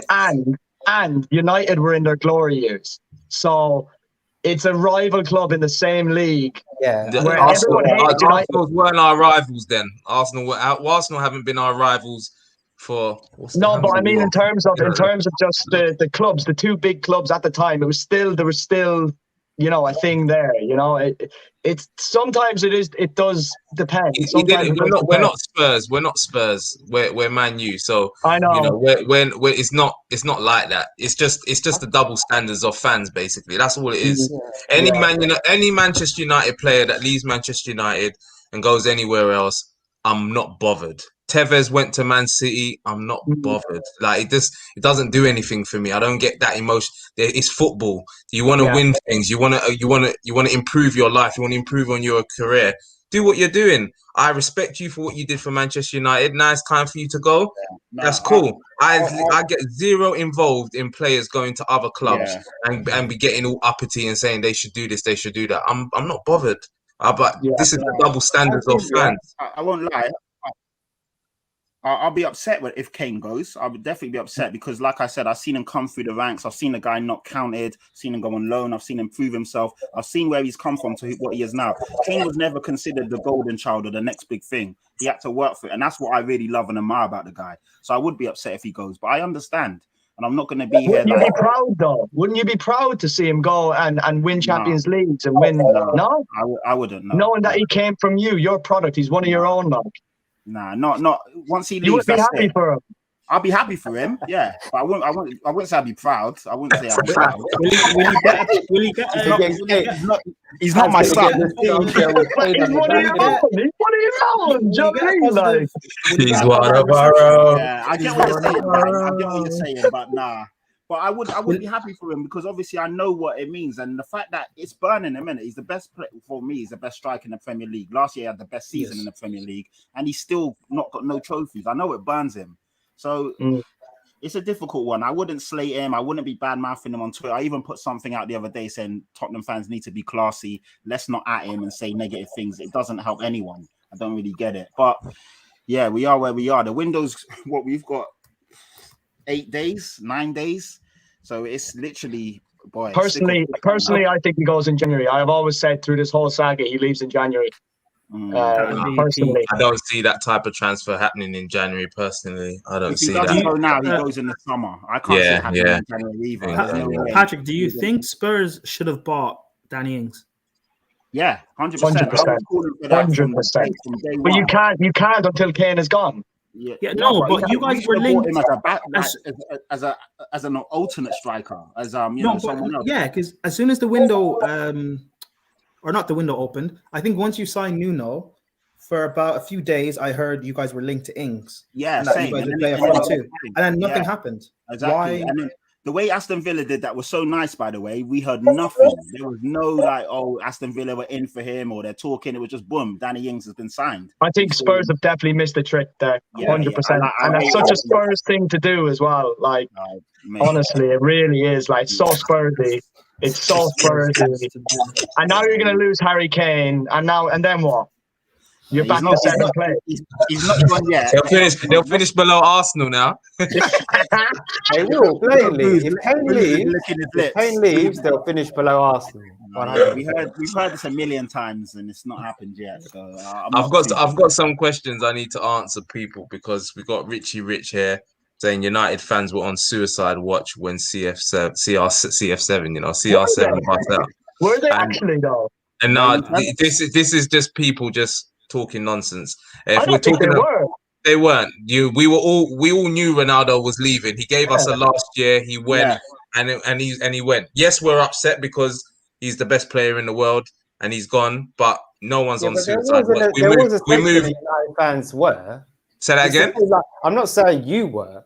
But there's, like you say, there's a lot of fickle football fans out there. There's a section of United fans. The thing is I'm on everyone's a pundit, so just talk about me, Rich. Let's talk about United fans. So that's all I'm saying. I wasn't on suicide watch. And then here we've got Blas. Will you feel the same if Pogba runs down his contract and leaves on a free? I'm not bothered. What am I bothered for? You know what I'm saying? Pogba's been wanting to leave for ages, and I've been saying Pogba should leave because Manchester United with Madrid or something, or is that fake news? No. What's going to happen is he's either going to sign a new contract or next season he goes on a free. That's what's in the summer. He's going to go on a free, and I'm not bothered. For me, Manchester United have not matched his ambition. He's wanted to leave, and I've said he should have left. But then now I believe that he's in a little bit of a limbo because now we're actually starting to move in the right direction. Your Real Madrids and all those other teams don't look as appetizing as they once were. So he's now in a limbo. Like, he is of an age where he's not got many more years left. So he wants to be winning trophy. He wants to be winning league titles and stuff like that, Champions Leagues. So he's at the crossroad now. He now needs to think to himself, is he going to be able to do that at Manchester United, or does he need to go elsewhere to play out the rest of his years, at winning trophies and stuff? So who knows? I personally still think, depending on how we do this season, he'll sign a new contract. But then if we fail to perform this season and we're underachieving again, then why can anybody get angry at him for wanting to leave? And if he goes on a free, I'm not bothered. It's not my money. You know what I mean? Yeah. It's like I own Manchester United. It's not my money. If he goes on a free, he goes on a free. I don't care. Sorry, I'm stopping. Oh, Graham Souness wants to come in on this, lads, I think. Graham Souness has something. What's that? Oh, he's not doing enough. Yeah, no, fair enough. Yeah. Fucking hell. That dinosaur needs to get the fuck off TV, lads. I'm sorry, I'm going to say it. No, I think people should. I think people should leave Souness alone. He's entitled to his own opinion. No, listen to me. Trust Prime to say that. Listen, I love Souness as a player. And for the 90% of what he says, I love. I'm old school Irish. Like, Roy Keane is a fucking legend. I love him, right? I love his honesty, right? But there's some things that Souness just has an agenda for, and Pogba is one of them. Literally, the man cannot get his name out of his mouth. Seriously, it drives me mad. Well, what do you mean? He didn't mention Pogba though. He mentions him the whole time as the one guy who's the fault in this whole United setup. He has an agenda against him, 100%. But because Pogba's supposed to be a world-class player, and when your teams underperform and the world-class player underperforms, you're supposed to criticize your best player. Prime, you don't like Pogba, so you also No. have your So let's be real there. There's no coincidence. There's no coincidence that you're now saying Souness doesn't have a problem when we blatantly see rival fans and everybody who's not biased can clearly see Souness has an issue. Everyone can see it. Everyone can see it. And you don't have to like Pogba to see that. You do not have to like Pogba to see that. Because no. Let me finish. Because if you are a pundit, you are meant to be impartial. You're not meant to be biased. And if a player gets 4 assists in a game, at least you can do is say, well played. Well done. Player played well. He done well. Yeah. That's what done it for me. That's what I expect from him. Yeah. And he's never able to say anything good. Now, if you do not have an agenda, then sometimes you can praise people because people aren't rubbish all of the time. Ollie is not rubbish all of the time. I can still praise him at times. I don't think I can still have my reasons for not liking him, but I will still praise him when he does something good. You cannot say that Pogba has not done anything that he can warrant getting praised. Do you know what I'm saying? And Souness never praises him. So you can have, so that's it. Souness has an agenda, everyone can see it. Can I speak? Go ahead. Can I speak? You saying that I hate Pogba. I don't. I love Pogba. He's one of my favorite players. No, I do. But again, I'm honest. Because I criticize the best players when they don't perform, because I expect more from them. Do you praise them? I'm not praise them at all. When he plays well, yes, I do. Do you? But when he doesn't play well, show me your tweets when you praise Pogba. I don't know. Type in my name on Twitter and type in Pogba. Name me another player Souness has criticized, a world-class player. I don't know because I don't look at everything. But there isn't one. There isn't one. I don't look at everything. Can I? Because do I what? Do you not rate Pogba? I mean, do you think that Souness has an agenda on Pogba, or is it that you just don't like particularly think he should be doing more? Because I certain times I think he should be doing more. 100%. I think he's definitely on agenda. Yes, I can only speak again. I can only speak for myself and what I'm assuming he's saying. He expects Pogba to do more because I expect him to do more. The same way when Lukaku plays bad, I'll expect him to do more. I expect the best players to be performing to their ability. Like again, what he said was about Pogba is what he expects and stuff. Yes, I expect those sort of performances. Not forget the 4 assists part because that's extreme. You're not going to get 4 assists every game or whatever. But the top performances are playing well or playing brilliantly all of the time, or the very vast majority of the time. You expect that. Pogba hasn't always been doing that at Man United. But we can say we always say he hasn't always been doing it. How far back are we going? Because for the last year, he's been consistent. For the last season and up until now, for last season, Euros, start of this year, he's been consistent. So how far do we want to keep going back? Do you know what I'm saying? Because it gets to a point now where it just gets silly that we keep saying, you hear pundits say, but United fans will want to see this all of the time. Well, we're seeing it on a regular basis. For all last season, we saw it on a regular basis. Well, no, because for world-class players, as well as on a regular basis, you expect them to do it in big games. He didn't do it when you needed him in the Europa League final. You expect you can laugh. No, you can laugh, but you do expect him to turn up. Judge him on one game. You expect Bruno. You also expect Bruno to turn up in that. And for me, my metric of world class, you have to be performing at a world class level for about 2 years. Okay. So Prime, do you think Mbappe is world class? Yes, but I because he did not perform at the Euros. He did not perform. Can I speak? Go on then. I put an asterisk of him playing in a French league because it's way too easily. And I criticize I criticize Mbappe heavily in the Euros. He was missing completely in the Euros, and that's embarrassing.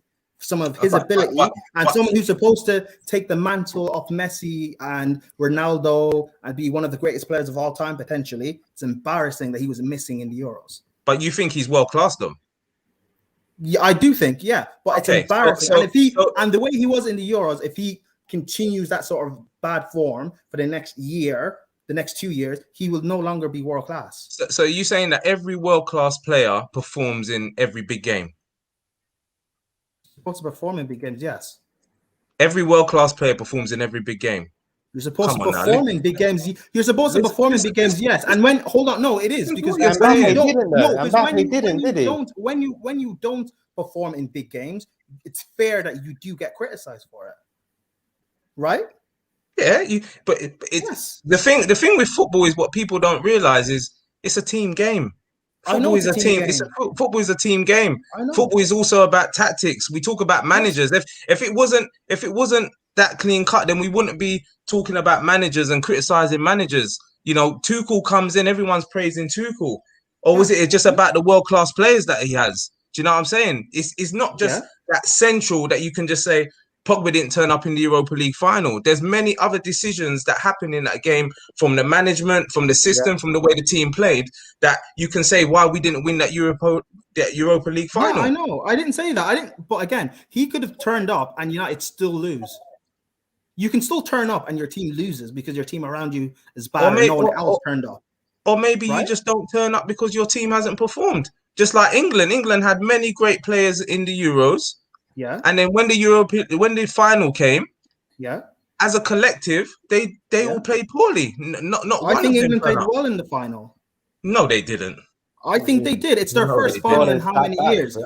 I think England played well in the final, but they just came up against a better team. The thing is with Pogba is like you're saying that you kind of named that performance, like you picked out the it was an example. Yeah, but I'm saying like if you've got a good variance of big games that someone hasn't performed in, then that makes more sense to say like he's not world class because he's not performed in a lot of big games. But you can't just say like one game. But it's not. It's again. But world class is about performing or being world class consistently, as well as having to do it in big games. Yeah. Okay. But you might.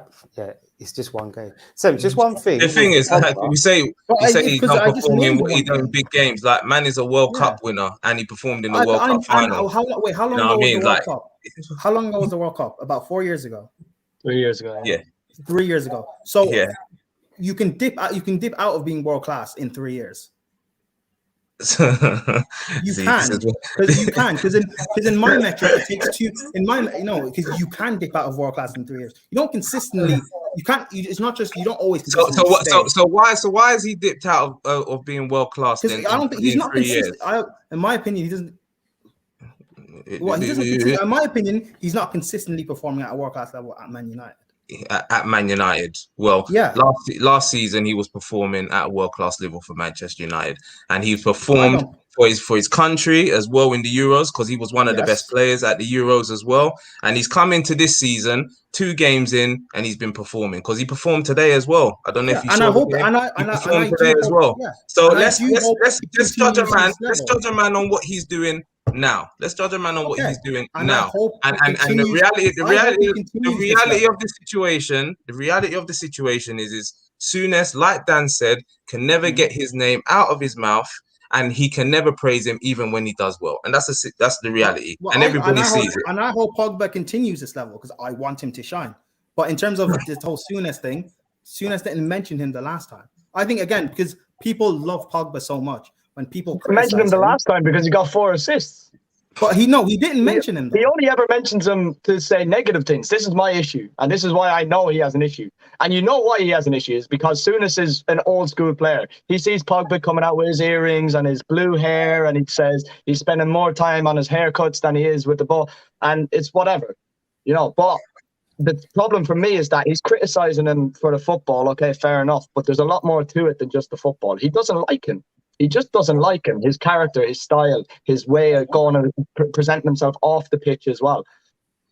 It's just the way. It's the era he's brought up in, and I think he's been very unfair on him, in my opinion, in terms of his criticism. I think criticize a player for not playing well, for not being the leader you should be, but don't persistently knock a guy constantly, all the time. It's his fault. It's his fault. It's his fault. As if United don't have other leaders there, other players that need to step up as well. He's not got the same energy for other players, is he? Exactly. Like, this is the issue that I have. He shows Pogba. Exactly. He doesn't. Exactly. There's other players doing the same thing potentially, and he doesn't show that energy.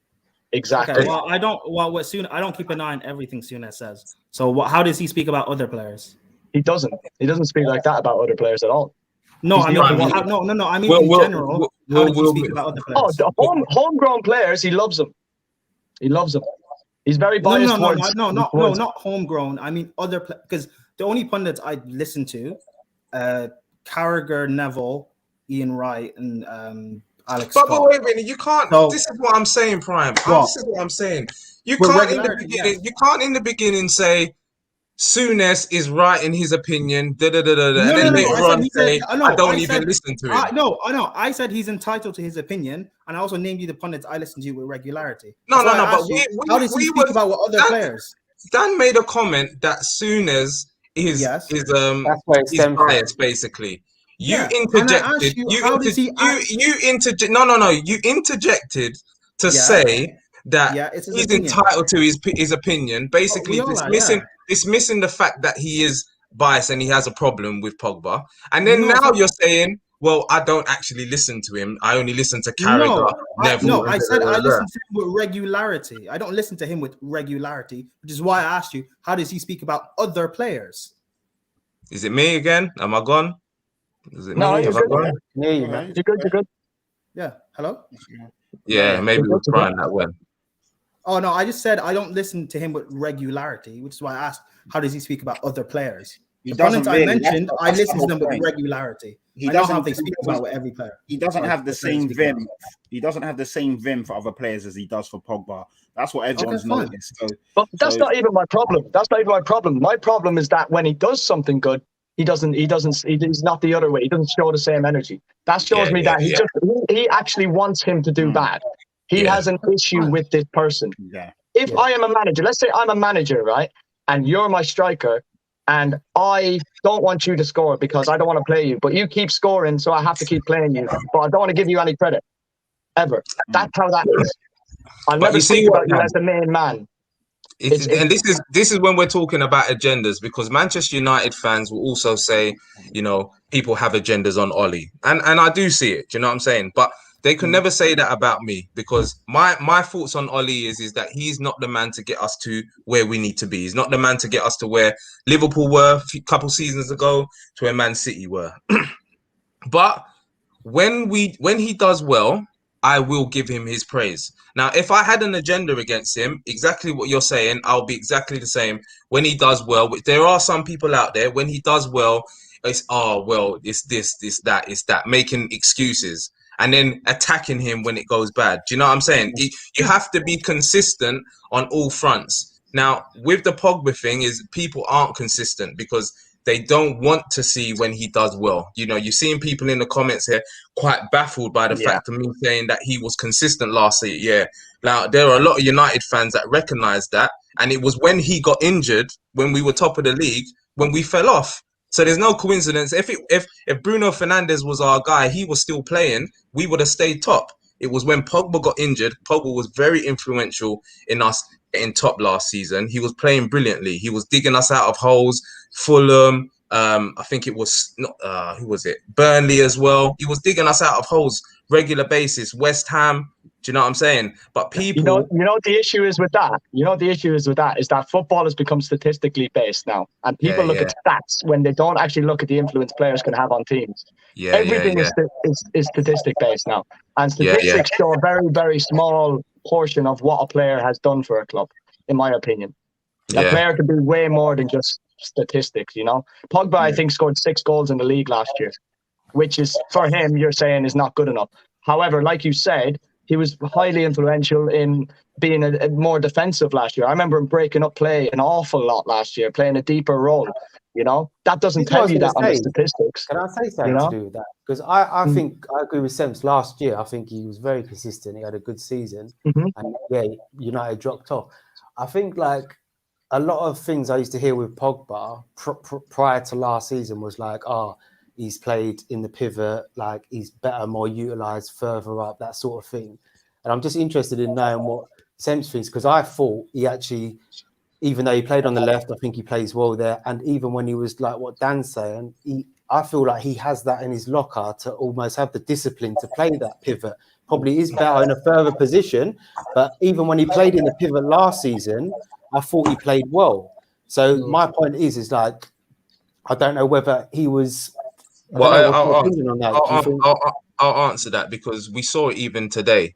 He was playing. He started off playing left wing, at one of the front three on the left, and this is where he performed well last season at times, and he was performing brilliantly. And then that's where he's influential in the final third. That's where we want to see Pogba, because he can play balls. He's got creativity. He can beat players, left foot, right foot. That's where we want to see him. We all know defensively he has his flaws. He's not the greatest defensively. He's not as great discipline wise.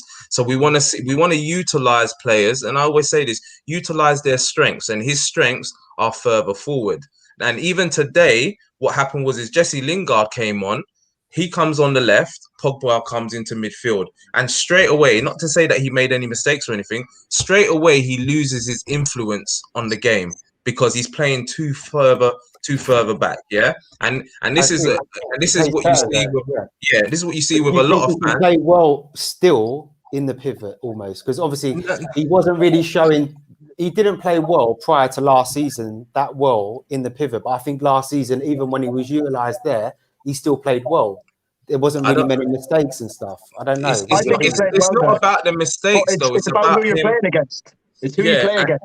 You have to pick and choose. That as well. It's about players that are going to be pressing him when he's closer to his defensive line. But it's about his influence. Say that again.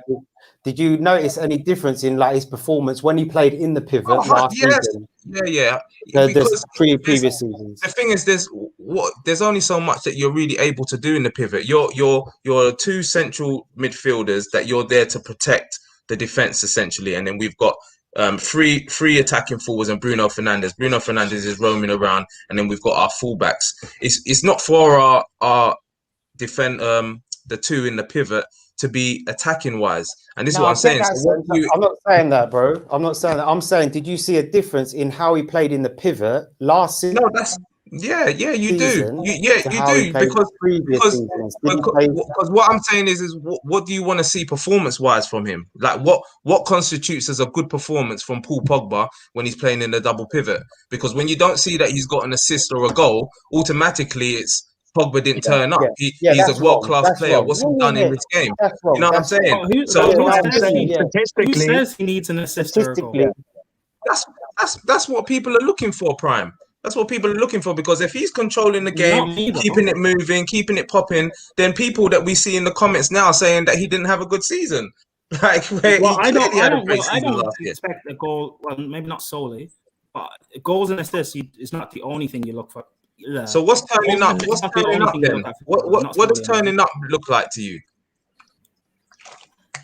I don't know. I was asked this yesterday. I don't know necessarily how to describe it, but just like you said, Pogba's presence and influence on the game and on midfield, knowing that he is the best player on the pitch, because most of the time, based on talent, he is.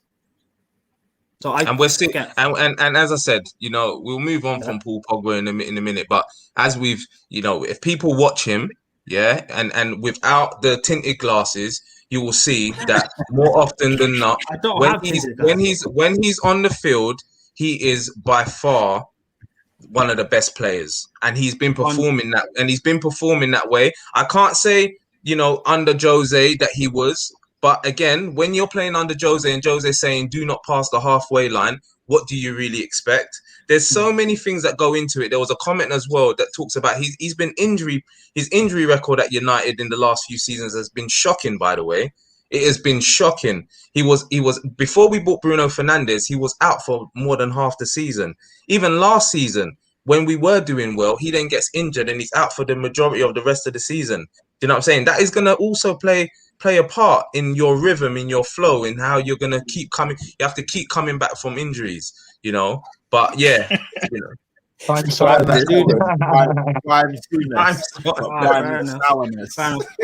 I have my own opinions on players. I hope Pogba does actually, you know, showcase his talent because I rate the guy highly. But yeah. Well, anyway, we'll move on from Paul Pogba. We haven't even spoken about Manchester United yet, you know. And there was a question to me earlier. I ain't even gonna be able to find it now. There's so many comments. It's so funny how much Paul Pogba can really irk people, though, boy. Jeez. Bag of comments when it comes to Paul Pogba is mad. You just have to ask yourself, why is that? Let me see if I can find this question now. I don't know. But anyway, did you lot see the game today? It's interesting to hear you lot's thoughts on the game, Pat. What did you think? I know you wouldn't have seen it. Of course, you wouldn't have seen it. Clash with my one, so I couldn't watch it, unfortunately. So you wouldn't have seen it. You wouldn't have seen it. I can't remember what the question was. But anyway, Man United played all right today, poor in parts. And it's just more of the same stuff that what we saw from last season. Our central midfield is what our problem is. And until we sort that out, we're gonna be in trouble, man. We've still got the same stuff happening that we saw last season. We don't control games. You know, we were brilliant for 20, 25 minutes maybe today. And then we didn't get the goal. We let them back in, and then they get a goal, and then they start controlling things a little bit. Second half comes, again, we start off well. We're controlling. We get a goal back, and you're thinking, right, we're gonna go on and get 2, 3, 4 now. We let them back in the game to the point where they got 70% possession and stuff like that. Like we're unable to control football matches, and this was our problem last season. This is why we have games where we are drawing 1-1, drawing 0-0, and you know those are the type of games that we need to. Sorry, the questions come back. I've just pinged it to you. And this is it, man. I think these are. How you doing, Spudding? Sorry, it's a mate of mine. No. What are you saying, Dan? Spudding is a mate of mine. Sorry. Oh, big up, I just realised it was Spudding, man. Is he a United fan? I'm not sure. I'm not sure actually. I think she is. Yeah, she says we, right? Yeah, she is. Yeah, I think so. So yeah, that's my thoughts on the game, Spudding, man. Like I thought that we have to sort out this midfield issue, and this is the problem with us: is that you know we're moving in the right direction. We're getting good players that fit the profile, players that actually can improve our squad. But we all know, and I'm guessing you're probably the same, is that central midfield was where we needed to strengthen. That for me should have been our number one target. And it didn't happen. You're not going to win cups with Matic and Fred as your centre midfielders. I'm sorry. And McTominay in rotation, like those three, it's not going to happen. And as I said, we still got a manager who I do not believe in as being a person that is going to make the right decisions, that's going to be able to change things around. And as we're seeing the same Fred, McTominay, Matic, that same 4-2-3-1. It's just all much of the same. Today he brought on Jesse Lingard. Go on. Because there are United fans who say instead of playing the pivot of McTominay and Fred, you guys should switch to a 3 and play Matic on his own. Does Matic still have the legs? No. Matic. We can't play the 3 because we needed to sign a specialist DM and we didn't do it. Matic cannot play by himself there. He doesn't have the legs. We saw it today. Why does the fan base want him to play there then? If I'm honest, the fan base that I speak to do not want that. So you have to speak to your fan. Going to play there? Well, because Matic is a DM. Matic would be my pick out of them, just because of how he says you need a specialist DM. You need someone to come in. Yeah, that's what I mean. Out of them 3, out of Fred, McTominay, and Matic, I have Matic because of his experience and because he reads the game very well. He hasn't got the legs for it for 90 minutes, but I would have him ahead of McTominay and Fred just because I think he's a smarter player, personally. He is, but exactly what Prime said, he doesn't have the legs and he's too slow. And we saw it today. And this is my problem with the way we play is we're so slow. You saw Chelsea today, and Chelsea moved the ball through midfield really quickly, and then they go direct straight into Lukaku, bang, and they don't take too many touches. You know what I mean? Whereas Man United, Maguire takes 2, 3, 4 touches. He's labouring around. Lindelof's the same. Yeah. Then he goes to Matic. Matic does the same. Everything is so slow. And then when players are getting in around you, Matic, as we said, does not have the legs. He's not mobile enough.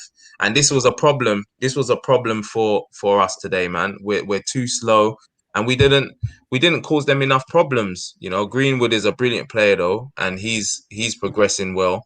But I do, you know, I'm optimistic that we will have a good season. You know, but a good season in terms of what is a good season for us now, and we should be challenging for the title. And I don't think that we're going to challenge for the title. Do you know what I mean?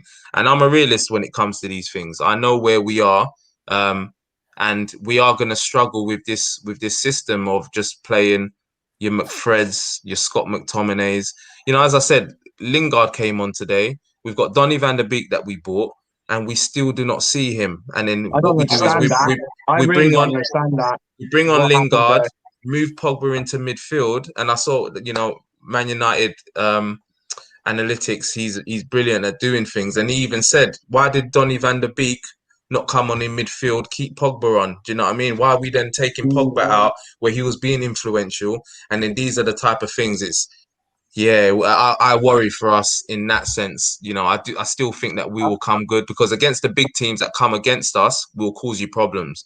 But the teams that low block, that's where we struggled last season, and that's where we're going to struggle again today, because we've got no creativity in midfield. Samps, I've got 2 questions for you. Yeah. Were because obviously I didn't get to watch the game. Were Southampton good value for the draw? And then also the question there's, what's the plan for Martial? So Southampton were good value for the draw in the end. To be honest, though, we could have put them out of bed. Do you know what I mean? The first 25 minutes, they did nothing. We were all over them. We could have put them. If we'd have scored first, it could have been a much different game. They go into halftime 1-0. We come out the second half again, blitz them, and then we got the goal. And even the commentators were saying, the way they were talking is like we had already won the game. We were winning. It looked like we was just going to blitz them, but then we allowed them back in the game. So I think from that standpoint, they're worth the draw because they got the draw. And towards the end of the game, it wasn't like Man United were penning them back. If anything, De Gea's made a great save to keep it at 1-1. It could have been 2-1 to them. Okay. And so yeah, I think they were worth the draw, man. We didn't do enough to win the game. We have to move on to next week. No, that's cool, man. How long did Lingard get? Because I heard you say he came on. How long? And do you think he stays then? Does Lingard stay with you guys this season? I'm trying to make sense of why he came on today, and I'm thinking maybe that was just a last show in a Man United shirt, because I don't see where there's a place for Lingard in this team, and it made zero sense him coming on today. As I mean, like someone like Donny van der Beek, who was here all last season, didn't get much minutes last season, is stayed. He didn't go Euros because he was injured. He's been training. He's fit. He's on the bench. He didn't get no minutes last week, and then he still gets no minutes today. I'm like, it's just a bit baffling to me. So I'm thinking Lingard must be on his way out. If I'm honest. I don't see Lingard. Prime example, you know, Donny is a prime example of where the manager's not bought that player clearly, right? Yeah. Why I agree. Playing him? It doesn't fit into his plans whatsoever. Yeah, I know. 100%. But then I'm thinking, why didn't he go this summer? Then why have we not sorted out a deal for him to move on? Who would play for? How much did you pay for him? You know what? I think it was like 30 odd mil or something. Who's paying that? 40 mil, I believe. Who's paying that for him? No. He goes on loan with an option to buy. That's what you do. If you want someone like he doesn't fit the bill, because he's a talented player. Who's paying his wages? Well, what's he on wage-wise? I don't know. I'm not sure, you know. He's probably on a decent wage. Right, though, Dan, it's difficult because like Arsenal are in that mud where, you know, we can't get rid of players because of the wages they're on. You know, obviously he's not done anything badly, has he? 34 mil. No offense, Arsenal need a player like him, but they wouldn't have him because he's not proven. Why would you get someone in who hasn't played 5 consecutive games in the Premier League, and then on top of that, pay a premium wage. He's on a good wage, I assume. And with these loan deals, you organise with the parent club how much of a percentage of the wage that you pay. United aren't going to pay his wage. They're not like. So the thing is, though, he's literally not been given a chance. You know, he's literally not been given a chance.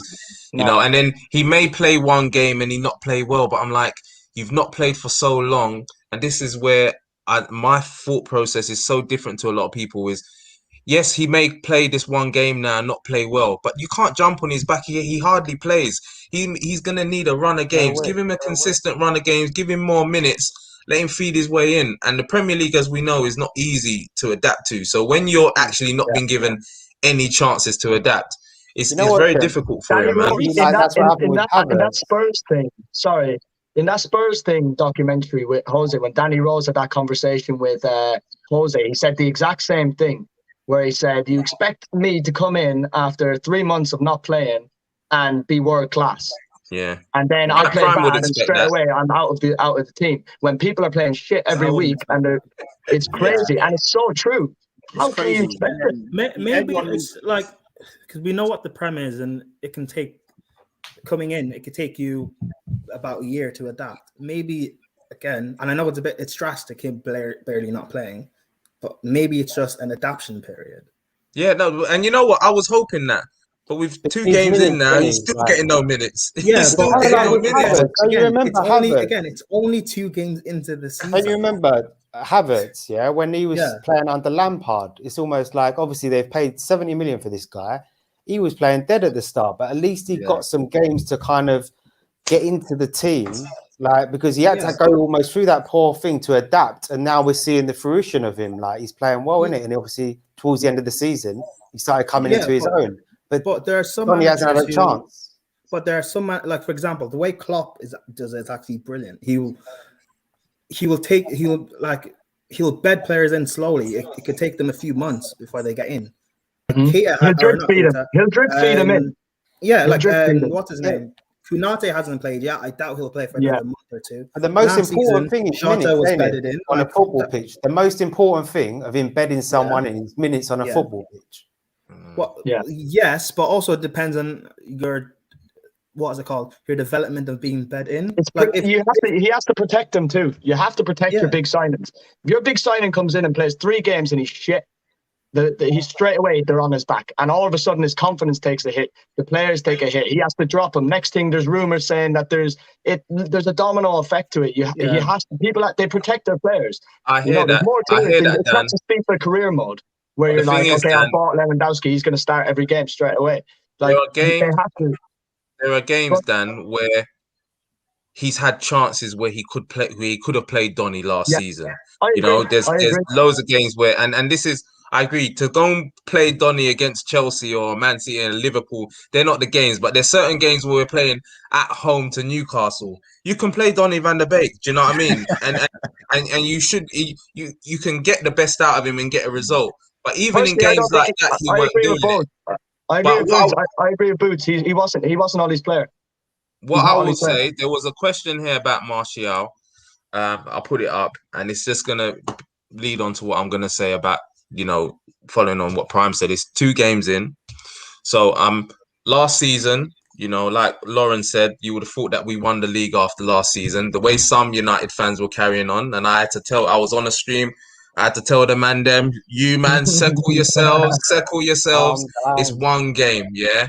We need to calm down. So, and now it's 2 games in.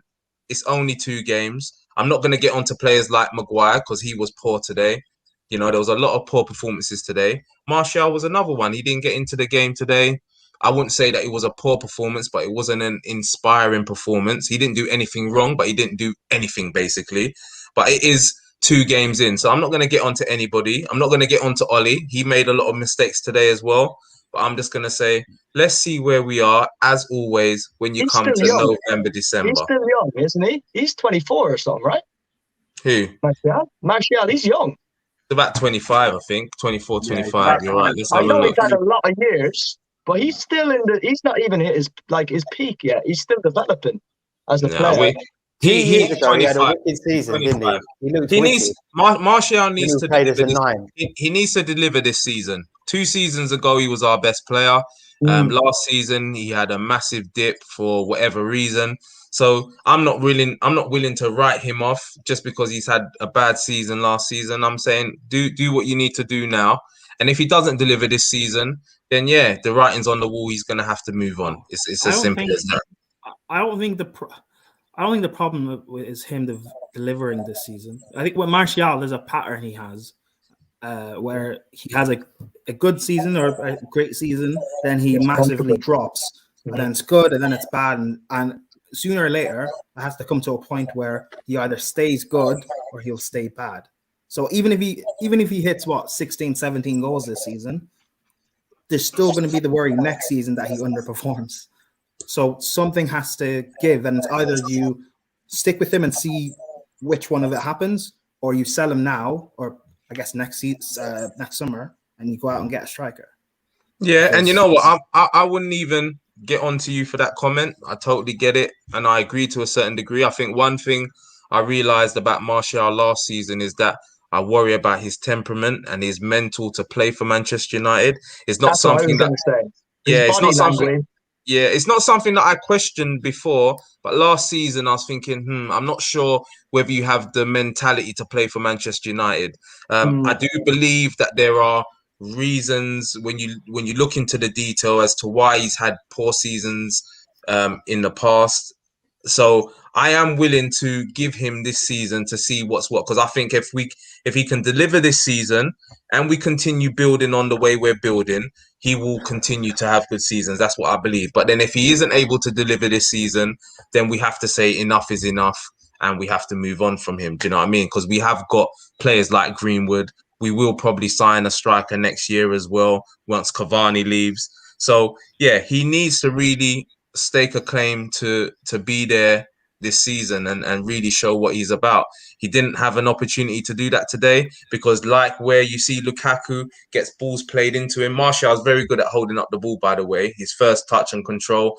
We didn't play no balls into him. As I said, everything was slow. Even when Sancho came on for a good half an hour today, not in the game, didn't really do anything.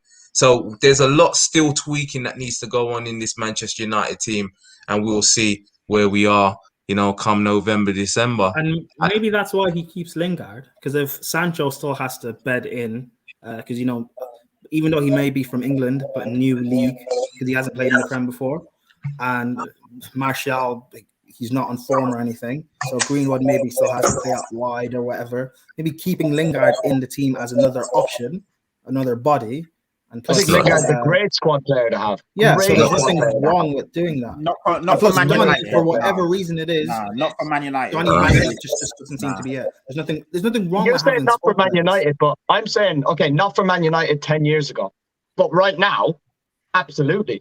Man United is not Man United 10 years ago. Lingard for me is big fish. Like he needs to be like the main guy almost. Yeah, he holds the ball. He thrives in that environment. He excelled at West Ham, didn't he? Like he played really well at West Ham, where everything kind of went through him. I don't think he would suit Man United. You've already got Bruno doing that. Pogba's a massive figure there. You've got too many big players at Man United for him to be that sort of player for Man United. Yeah, we need to move on from Jesse now, and I think Jesse will benefit from playing at a club like West Ham, as we saw. I think that's his level now, and I think he does get swallowed up at Man United. He came on today and done nothing, and I'm not even putting it on him because he's coming in on the left wing, and the way we was playing, I just don't see where he fits in. But we still got these issues because we've got players like Mata there as well, and people saying experience and good to have around the squad. But I believe these players should have been moved on. These are the type of players that should have been moved on. So it's going to be interesting to see. We do still have a lot of players along that front line. Cavani is not around. Rashford still is there to come back. So when you look at it, we've got Rashford, Cavani, Sancho, Greenwood, Martial, Bruno Fernandes. That's 6 players occupying. It is quality. Going forward, quality. But that's not your issue. Your issue was never scoring goals last year. You know, it was never scoring goals really. Our issue was controlling games. That's what our Center of the issue park. was. Center of the park was your issue, and it still that is. was our issue. 100%. That was our issue. Would you have preferred, as much as I know I rate Sancho, I know you do, would you have preferred to have bought a player of that sort of quality in the midfield instead of a wing? Because obviously you've already got great depth in those positions. This is what I'm saying. For me, if the list of priorities was DM, right wing, and then centre back, that's what the order was. Now we did still need a right wing though, because we haven't had one since the pie. Do you know what I mean? It's been because Mata was playing right wing for ages, and we still needed to address that.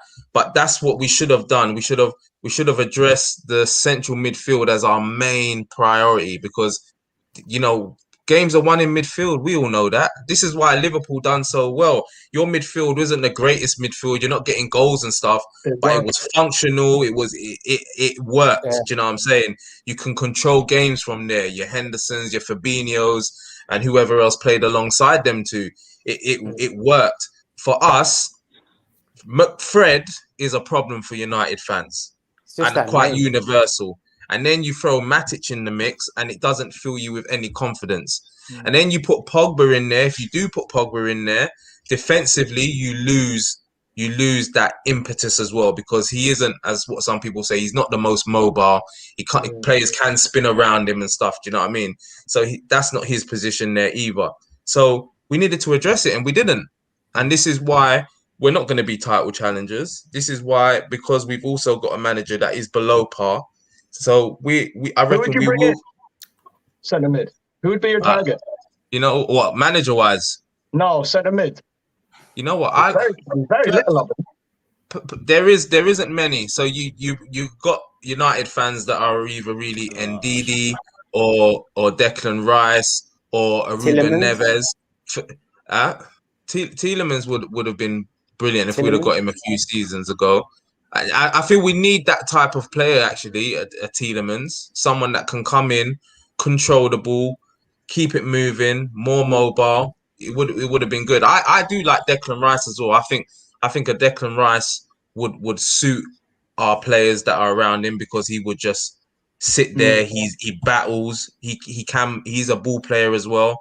I think a Declan Rice would have worked personally. I would not have mind Declan Rice coming in, but it wasn't to be, man. And we're not going to make a signing now. It's quite underwhelming, to be honest. It's the same with Arsenal, man. With the right back. We didn't sign a right back, did we? We've bought all these backup dancers to fulfill these other positions. Like Lukaka wouldn't be playing centre mid. Tavares wouldn't be playing left back. The keeper we signed wouldn't be the keeper. But we've got Callum Chambers and Bellerin at right back, because they're shit. So we should have addressed that situation. That's why I'm relating it to United, because obviously you haven't done what you should have done in centre mid, where that should have been a massive priority for Arsenal, right back. But would you take Basuma from Brighton? Yeah, would you take Basuma from Brighton? Yeah. Okay, Yeah. One of the best in the Prem at the minute. Yeah. Very good player. He's so good. He's so Arsenal effective. should have got him. I think we could have got him. Man. I don't get why no one's really coming for him. I know there's been a few rumors and links. I see him going to United. I see him going to United. But this is what I'm saying. When you talk about, for me, you play a 4-3-3 and you stick him in there, and you put Pogba left of a 3 and Bruno Fernandes in there. You then just see a different Man United. I believe. You know what I mean? I believe you see that. What type of, because you've named quite a few, and like indeed he's a great DM, but he's not the best on the ball. Rice is brilliant on the ball. Same with Net, who's good on the ball, and Basuma is essentially just energy, I guess. So what sort of DM do you guys need? Especially if you want to play a 3, what do you need? No, I wouldn't have said a Neves. For me, I wouldn't have said a Neves. I want energy and someone good on the ball in there. And that's why I would have liked a Declan Rice, because I think Declan Rice gives you energy. Yeah. He's mobile, and he's good on the ball. And it's the same with Basuma. Do you know what I mean? And indeed, he wouldn't have been my pick either. I'm just saying they're the ones that have been talked about. Rice and a Basuma would be brilliant, I think, for Manchester United, because what we need basically is that defensive screen in front of the back four. Now we've got Varane and Maguire there as well. You would like to think that we won't need to have as much cover there. Do you know what I mean? Because we've got 2 quality centre backs. The spine then works, and then we want to give our midfielders license to operate in areas that they can operate. So that's what I would have gone with. They need Kante, is what Lauren Wood said. Everyone needs Kante. Every team needs Kante. I actually thought, Fred was doing bits at one time, but I was like, you know what, Fred is actually. I swear you called him out. Everyone wants to compare to Kante. Arsenal fans said Torreira is basically like Kante. Fred's like, everyone's like Kante. They look like it for a period, and then they showed that they're Kante isn't like Kante. Kante isn't like it. Kante's in a world of his own. He's incomparable. You can't compare him to anyone. He's reinvented the whole role. Kante, man. But he's gotten better on the ball as well. In the last 2 years, his technical ability has come on a sensational amount. Like, he's dribbling. He can dribble. What's something people don't give credit to is Sarri massively improved Kante's attacking game. Yeah, he played him higher up. And he was getting involved in the final third a lot more. He's becoming all round. He's still sloppy on the ball and loses it when he gets put in pressure positions. But he's getting on the ball in little pockets now. If he gets his passing range it's game over. I said he was United's player of the year. I didn't say he was Premier League player of the year. I think you said player of the year, Temps. I swear. No. You lot try and pull it back. I said he was Manchester United's player of the year. Was he United's player of the year last season? No. This was a couple seasons back when it should go to Pog. Never mind. Fred was doing bits. Fred was doing bits, man. Never trusted a Brazilian player called Fred. Facts. Factual. Yeah, he needs to take care of Fred and Dino. You should have added that Dino. Yeah, my man don't. He Brazilian and be called Fred as well. Like, there was another one. There was another Fred as well. He used to play up front, didn't he? He was a striker. Yeah, striker, and he couldn't score goals. Shakhtar Donetsk or something, wasn't he? He couldn't score either. He's useless. I remember that. They're all from the same family. I'm sure of it. Bunch of Freds from Brazil. For me, Fabinho type player would be ideal for me. Yeah, and we should have got him. We should have got him seasons ago, man. Yeah, I'm surprised you guys didn't miss him. I was surprised at that. What about Thiago for Liverpool? What are we saying about him? I've heard mixed reviews about him. I'm not having it though. Everyone's judging him on last season. I don't think you can. Who? Sorry. But you know what, though, Dan, is football fans are going to do that, innit? Because they're going to want to discredit the players. I've been having conversation with Booze this week about the whole Messi and Ronaldo debate, that you're either for Messi or you're for Ronaldo. And then what you do is you start to discredit the other player. And it's the same thing with quality players like Thiago. When you are an opposing fan, you're going to straight away start to look for faults. And that's what people do. Like, the reality of the situation is Thiago's, in my opinion, is a brilliant footballer. He's a brilliant footballer, man. So he stunk up the Euros, though. He did stink up the Euros. But again, he was poor last season. We can't, like, he was average. We can't. He was being played out of position. He was doing a role that is not his role. If you look at him at Bayern and compare it, he doesn't do the ratting about the tackling. He got an insane amount of yellow cards last season because he doesn't tackle. He doesn't. He's never tackled in his career. He doesn't know how to tackle. But he was still poor. But he's poor because he's not okay. Where do you play football? Yeah. Right. Where do you play? What's your position? And stuff. What's your position? Deep line playmaker, midfield. What? Go play left back. I can't play left back. I would be poor. You can, yeah. And I would openly say I'm poor at playing left back. That's what I mean, but that's what I'm saying. You're saying he had a poor season, but he's being played out of position. How again, you can't say he's shit. I'm not people saying he's a flop. I didn't say I he's think shit. City team he would play wicked. He was poor last season. it's not. It's okay to admit he was poor last season. Yeah, he had a poor. When he came, he was. I wouldn't even say he was that poor, honestly. Okay, I wouldn't say he was poor. He was injured. He was injured a lot as well, wasn't he? I would say he didn't live up to the standards of what he is because he was being played out of position. Because we didn't have the personnel, he had to sit in and do Henderson's job essentially, and he's not that type of player. Okay, if that's the reasoning, fine, but that doesn't take away that he was like for fans. If people say he was poor last season or average last season, Liverpool fans' response can't be, "Oh, he's a Champions League winner," or "He was playing out of position," or whatever it is. Like that's the reason, that's fine. It can be because he's out of position. It can be played in the position. It can be. But that doesn't take away that he was poor last season. No, I don't take away that. I don't personally think he was poor. Fine. I think he was not up to his usual standards because he. It's like okay. Gonna sound stupid. You know, in FIFA, you play Harry Kane in centre mid. His rating goes from 87 down to 65. He's still there, but he's just not going to play as well, is he? It's not rocket science, mate. I get what you're saying, Dan. I agree. Do you know what I mean? It's. I don't think he was poor. I just don't think we had an expectation of him and an idea of what he was going to bring, and he couldn't bring that because of where he was playing. But I'm having people say, "Oh, he's a flop. He's this or that." Do you think as well, Dan? Do you think as well, like in your sort of the way you kind of press high up when you're most effective, even the midfield do that? I feel like he's more suited to, like, you know, he played at Barca, he played at Bayern. If he was in City's midfield, I think personally he would be more suited to that sort of play.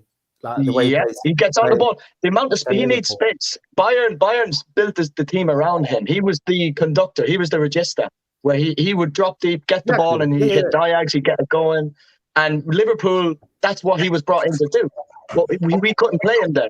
He was playing left or right. You're more like Trent and Robertson are so influential in how you play, aren't they? So he's not so much in the middle. But I don't know if he's necessarily suited to your thing. Because I heard as well that, you know how your kind of transfer policy and setup is all like the Moneyball thing, you've got the committee, and I think that Klopp was so like wanting Thiago, and it went against the kind of policy. So I don't know whether he necessarily suits your sort of play, but I take on your point what you were saying. He was played out of position. That's another reason. I don't know whether he's necessarily suited to your sort of play. I think with a full squad and him playing in his natural position, you're going to see a completely different player. Personally, that's just what I think. You know. So does that mean you guys are you guys changing the way you play then? No. He was coming in to suit our style of play anyway. Only it was Hendo who used to get on the ball deep. He's not a ball playing midfielder. He's not like he's a different type of midfielder. So the way what is Thiago's role supposed to be then in the way your midfield is now? Does it change? Like, that's what I'm asking, because you're saying that he was doing a different role from what he normally does. So what is Thiago's role? Last season he was, because we didn't have the personnel. Hendo had to play centre back, Fabinho had to play centre back, so Thiago was playing a different role in midfield. Okay, you look at Thiago at Bayern, he drops in, he's the conductor, he's the one that picks the ball up off the centre backs, gets it going, gets it moving, gets it ticking, picks it up like the Xavi and Iniesta role for all the world. That's the type of player he is. You know, instead we had him as the 8, and we had Fabinho dropping in to get the ball. He's not one of those players. So you know? What, Thiago's going to drop in and get the ball then? Thiago drops deepest out of midfield, 100%. So what, does he replace Fabinho? No, Fabinho will go. You would have Fabinho or Hendo either side of him, and then Keita or whoever there as well.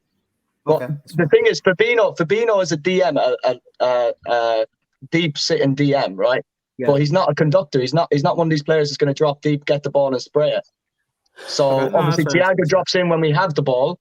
He takes care of the ball. Then, as we move up the pitch, if you look at Liverpool, how they play, they all have. It's like the old Ajax team. I studied the Ajax team, right, and the old Holland, the Total Football Holland team, and each number had a job. And when one number went forward, a different number had a job to cover that number, and it was all interchangeable, and it was beautiful. Like, the system is beautiful. It's nearly identical to that.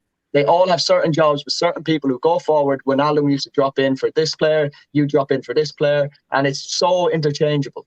And it's the movement and the pace of play is what killed teams when Liverpool were at their peak. you didn't know where anyone played. Mane would play centre forward, Salah would play on the right, he'd play on the left, he'd play in the hole. Firmino would be in centre mid. You can be adaptable like that. Say that again. Thiago, do you think he can be adaptable like that? Because I see that like that. Exactly what you're saying. But then like Wijnaldum, like Keita, Hendo, they're all very like energetic and they seem like they're very adaptable. Like you're saying, I just don't know whether Thiago, he almost fits as a playmaker, and I don't know if he would be adaptable to do like moving in and around the positions, if that makes sense. Thiago won't be the type of player who drops into the hole or anything. He's going to be the last man there, getting it going. Like kind of in a way, kind of like Jorginho, what Jorginho does for Chelsea. Jorginho does it beautifully, actually. He's one of my favorite players at the minute for it because he's so elegant on the ball. He's so good. His spatial awareness is incredible. He could be surrounded by 3 players and he'll find a way to get out of that situation. You know, kind of like Iniesta and Xavi and all the likes. But Thiago isn't nimble as that. He's more of a player to drop deep and just get things flowing. There's a lot to be said for a player like that, you know. I don't think he's going to necessarily play high. I rate them sort of players highly. I just don't know if it's like your sort of system, how you not play. You know, I mean, Chelsea play different to you, but we'll see. Innit? We'll see when he's playing, utilising his right position. We'll see how he performs, like you say. Yeah, time will tell. Time will tell. I think he's massive for us, to be honest, when he's playing in his right position. I think he is, personally.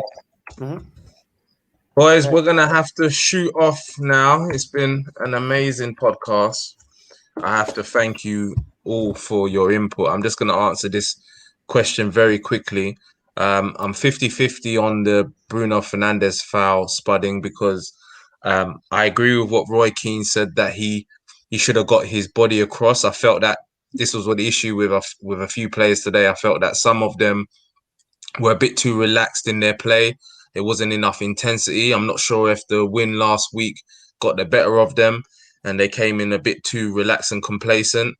But when you do look at it, you can see that my man comes across him and he takes the ball, and usually you see that given as a foul. So I am a bit 50-50 on it, to be honest, but it is what it is, man. We lost a goal from it, so we just move on. But yeah, man, Prime, Dan, Boods, I really want to thank you. This has probably been one of the best shows I've been on in 78 that we've done. I've really, really enjoyed this one. No, you're welcome. You're welcome. It was fantastic, man. So I thank you three, man, and obviously Pat, my man there. Thank you very much as well. This this has been an enjoyable one. 100%. There's been a lot into this one. It's gone over 2 hours.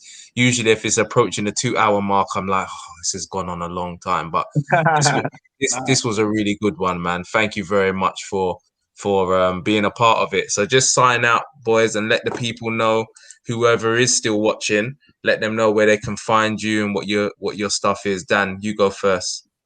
Yes, Twitter, Dan Campion 9. I also stream on Twitch. Shout out D Campion 11 every night, live on Twitch. Get in there. It's a great place to be. What do you do on Twitch, Dan? What do you do on Twitch? I stream Call of Duty. Call of Duty. Yeah. I'm a gamer. Yeah, I'm a gamer. Yeah, I only started about 2 months ago, and it's just kind of blown up. It's a bit mad, but that's where Spuddin. So Spuddin, the one that's asking questions, she's a viewer on Twitch. So I got my Twitch community over here watching us tonight. So wicked. Nice, yeah, man. Nice. So that's me. Thank you very much. And you know what, Dan? We'll chop it up. I'd love to have you on again at some point, man. So yeah, thank you very much. Prime, 100%. It's always been a pleasure. Always a pleasure having you on, man. Thank you also very much for your input. Let the people know where they can find you as well, Prime. Yeah, follow me on socials. It's right there.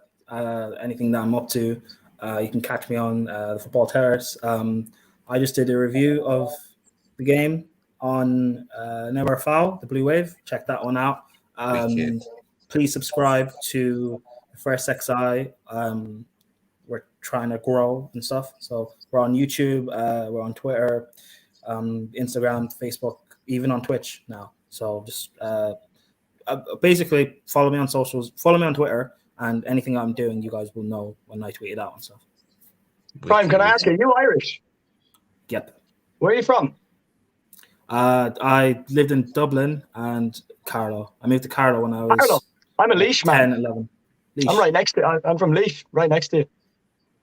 Thought it was a bogger accent you had. In the sticks, man. Yeah, well, you're not wrong about Carlo. Yeah, you're not. I know. It's a shithole. It is. It very much is.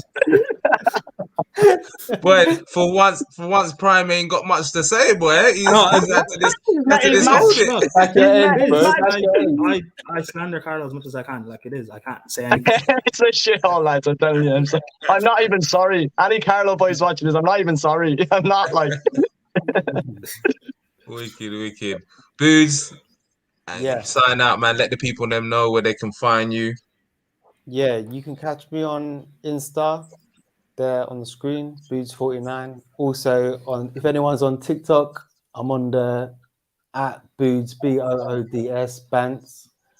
Yeah, just messing about on there, really, just with football. So, yeah, any kind of jokes that I see or my interpretation of things, I'll just chuck it on there. Yeah, get some good views on there. Wicked. So, also, yeah, another podcast I was on, which I think I'll be on, is Shoot the Defense, a fantasy football, if anyone plays that, on Wednesdays. So, yeah, I think I'll be on that in the future. So, yeah. But, yeah, thanks for having me on, Simps. Always a pleasure. And Pat, love boys. And nice to meet you guys as well. Yeah, you too, man. Wicked. Shout out, Shoot the Defense. Best podcast in the world. Big them up. They're wicked. Pat, sign out, man. Yeah, by now everyone should know who I am. So I'm Patrick Tyrant. The handle's right there. Yeah, Twitter is where you'll find me. I'm obviously on Instagram as well, but Twitter is the main thing for the football chat and banter and stuff. You can always catch me slaying a gooner or two, especially when they pop up in my mentions and all that. No reason. And yeah, I'm on the Coys.com podcast every other week. That's recorded on a Monday night. That's really good. There's some great people on there. That's a big Spurs platform, and obviously we always talk about the latest shenanigans from White Hart Lane and that. But yeah, obviously this is my main platform. Me and Semps every week. We're here chopping it up with all these brilliant pundits as per usual. Wicked. And yeah, man, if you are new, please go and follow @Views TV Official on Insta, on Twitter. Subscribe to Views TV Official on YouTube. I'm Semps, and this was everyone's a pundit, and these were my pundits, people. Until next week, we are out. Blessings to everybody. Have a great week.